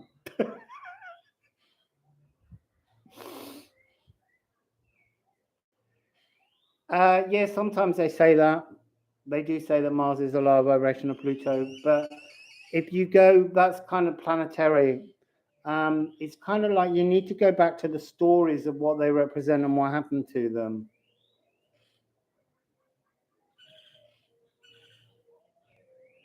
Yeah, exactly, Dollface. Anyone can be toxic and learn to do better. But we've all got to learn to be calmer and more loving. We've all got to learn this energy. I want to say maybe this is weird. There's something about this supportive masculine energy that's in all of us that's not a judgmental energy. And I'm not going to say that men don't judge, because they do. We all judge. But there's something about the frequency of divine masculine love that is just supportive and not judgmental or manipulative in any way. And then nurturing love is a different kind of, and that feels like it's a divine feminine love, which is about teaching love, not just supporting foundation. That's nurturing love, is when we allow us to demonstrate the myriad possibilities that love can give. It seems as though we're beginning to crack through the difference.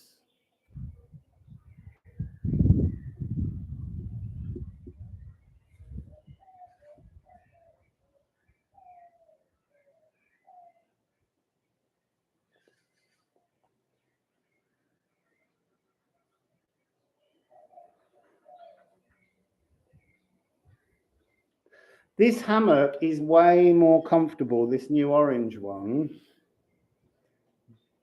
It's higher and it's hurting my hips less. I tried lifting the other one up, but the other one was like a plank of wood when I tightened it. This one's much more comfortable, and it's easier for me to flash my legs at Penelope.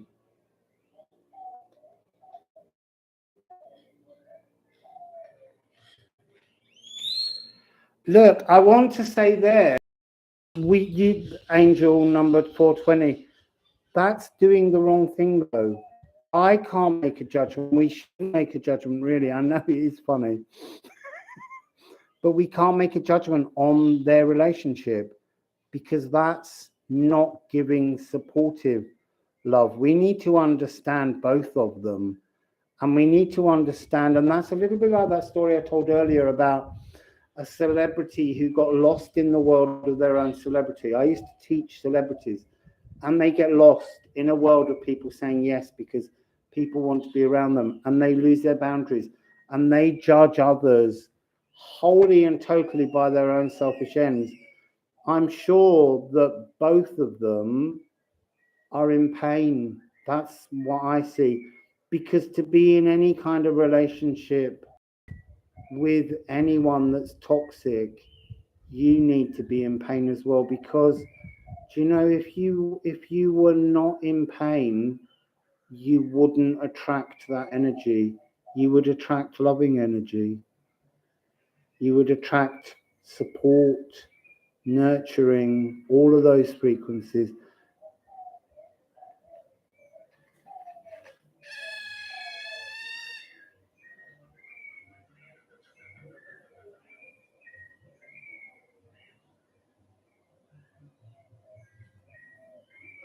Yeah, absolutely. It's always an imbalance of the two, angel number 420. And look, I'm not criticizing you for your comment. I'm glad that you put it, because it allowed me to voice something about how, which I felt like I couldn't voice properly earlier because I was trying not to say the name of the celebrity or give away too much of the energy. But because of that, you gave me the chance to just mention them. I haven't read any of this story. I don't know either. But to me, I'm sad for both of them because they're now still both sad and angry, it seems, and they're in bad places. But yeah, I do feel like for the first time in my life, I'm beginning to understand what the difference might be between masculine and feminine energies within me and within all of you.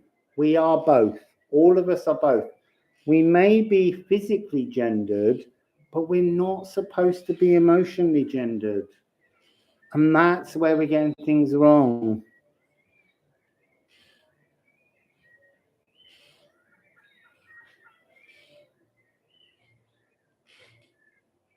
So what about toxic parents? Well, I think again, they're just another frequency. Everything has to exist. If you have toxic parents, then you have a longer lesson or journey to learn how to not be that same frequency. And I think that that's another one of these energies where psychiatry would infantilize. They will say, if you have toxic childhood, you grow up to be toxic. And that isn't true in, I mean, not always, it is in some.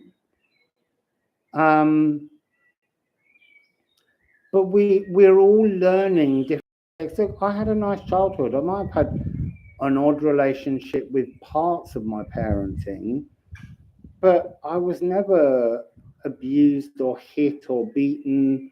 I was made to feel small and emotionally and psychologically bullied in some ways, but that makes me who I am now. You know, there's nothing I went through in my life that I haven't been able to transform.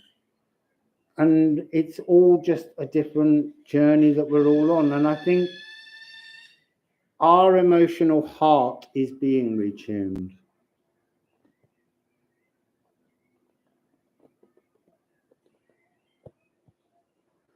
Yeah, I can too, and I'm sorry to hear that. I can spot those kind of frequencies, but I try to understand how they became. It's that message from earlier. It doesn't matter how awful someone or the actions of another is, we still need to look for a kind of an empathy underneath even the most toxic things, because underneath everything there is a distortion of something much better that got lost. And I'm not trying to say that we should you see, I'm getting the word forgiveness, but it's not about that. People have to learn to forgive themselves for what they've done. We have to learn to be less judgmental. It's very, very difficult. I mean, I hear and I learn stories of enormous pain, and yet I do search for the love frequency underneath it. I need to understand.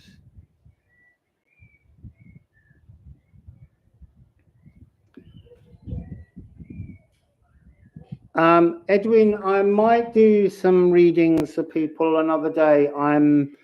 We've just gone through quite a profound energy, and I don't want to add something else now to the frequency. So if you keep an eye out, I might do an evening or a day where I just do personal readings, and we go through them. But if I start doing one now, then it will be unfair for other people.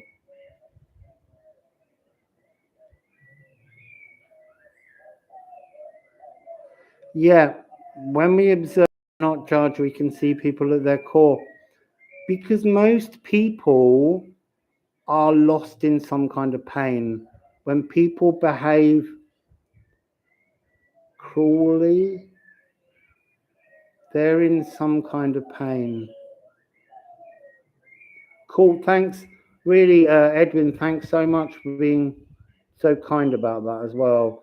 Because I really would love to do that. And I did say I was going to do some personals, but the way the cards came out, they just talked about an energy then that I feel so honored to have sat in. So thank you so much for being so understanding.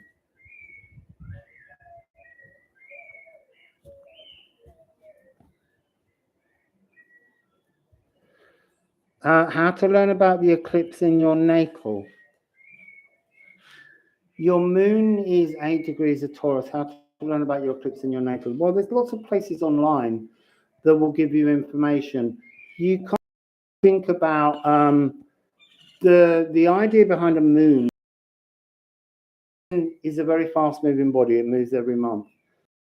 It's setting an energy of that sort of early frequency because it's in the first half, being 8 degrees of Taurus. So it's like learning what it means to be Taurian emotions, what those mean. It's not moving past. If you have them in late degrees, it's more like a feeling of having passed through something and moving on to some new idea. But you're still learning what it is to be fixed in the earth and what emotions Taurian moon emotions bring.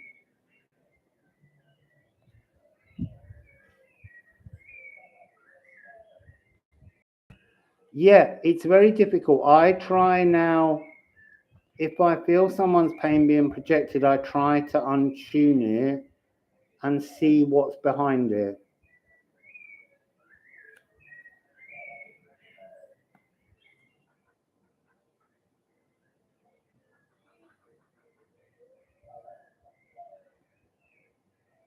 Yeah, I think you're right, Day Salima. I think now that we know a little about that, we definitely I need to think about it and I need to do more readings about it. We need to tune into this frequency. I'm very excited to go and tell Rob and Reem about it because they were asking me. It was a shame because I couldn't talk when they were doing that. And I was like, it's so difficult. And I don't think even if I could have spoken, I don't think Spirit would have given us this energy. Spirit's come along today and is saying that there's something returning and we need to retune our souls and our hearts.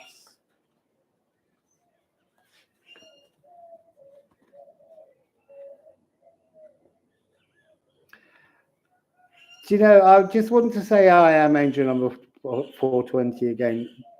You know, your comment really did make me want to laugh, but it was just because I was in a kind of channeling non-judgmental. But it is funny.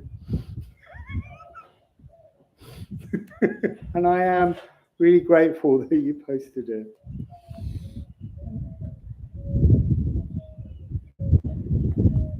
So, people, I'm starving. I need to go and make my food. Thank you so much. You've all been, that was such a, I really, really enjoyed that message that came at the very end. I mean, I enjoyed the message, but there's a real key which through this tunnel without judging others. Judge yourself, forgive yourself. It was a really nice message. Anyway, and it seems, I don't know, but you seem to be able to hear me and see me. And that was really funny in the early part of the message because I kept saying, if you keep saying that you can't hear me and you can't see me, that's what you're going to materialize. And I won't be able to be seen or to be heard. And yet somehow, really, that energy transformed. All the distortions left with all the with all the early people, and just the nice people stayed to the end.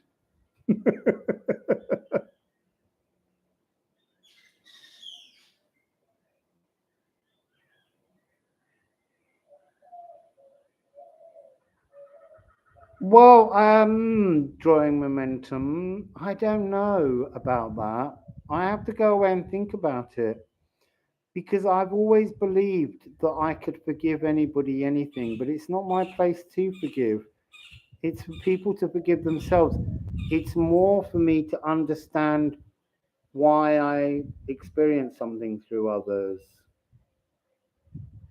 And yeah, it does make boundaries.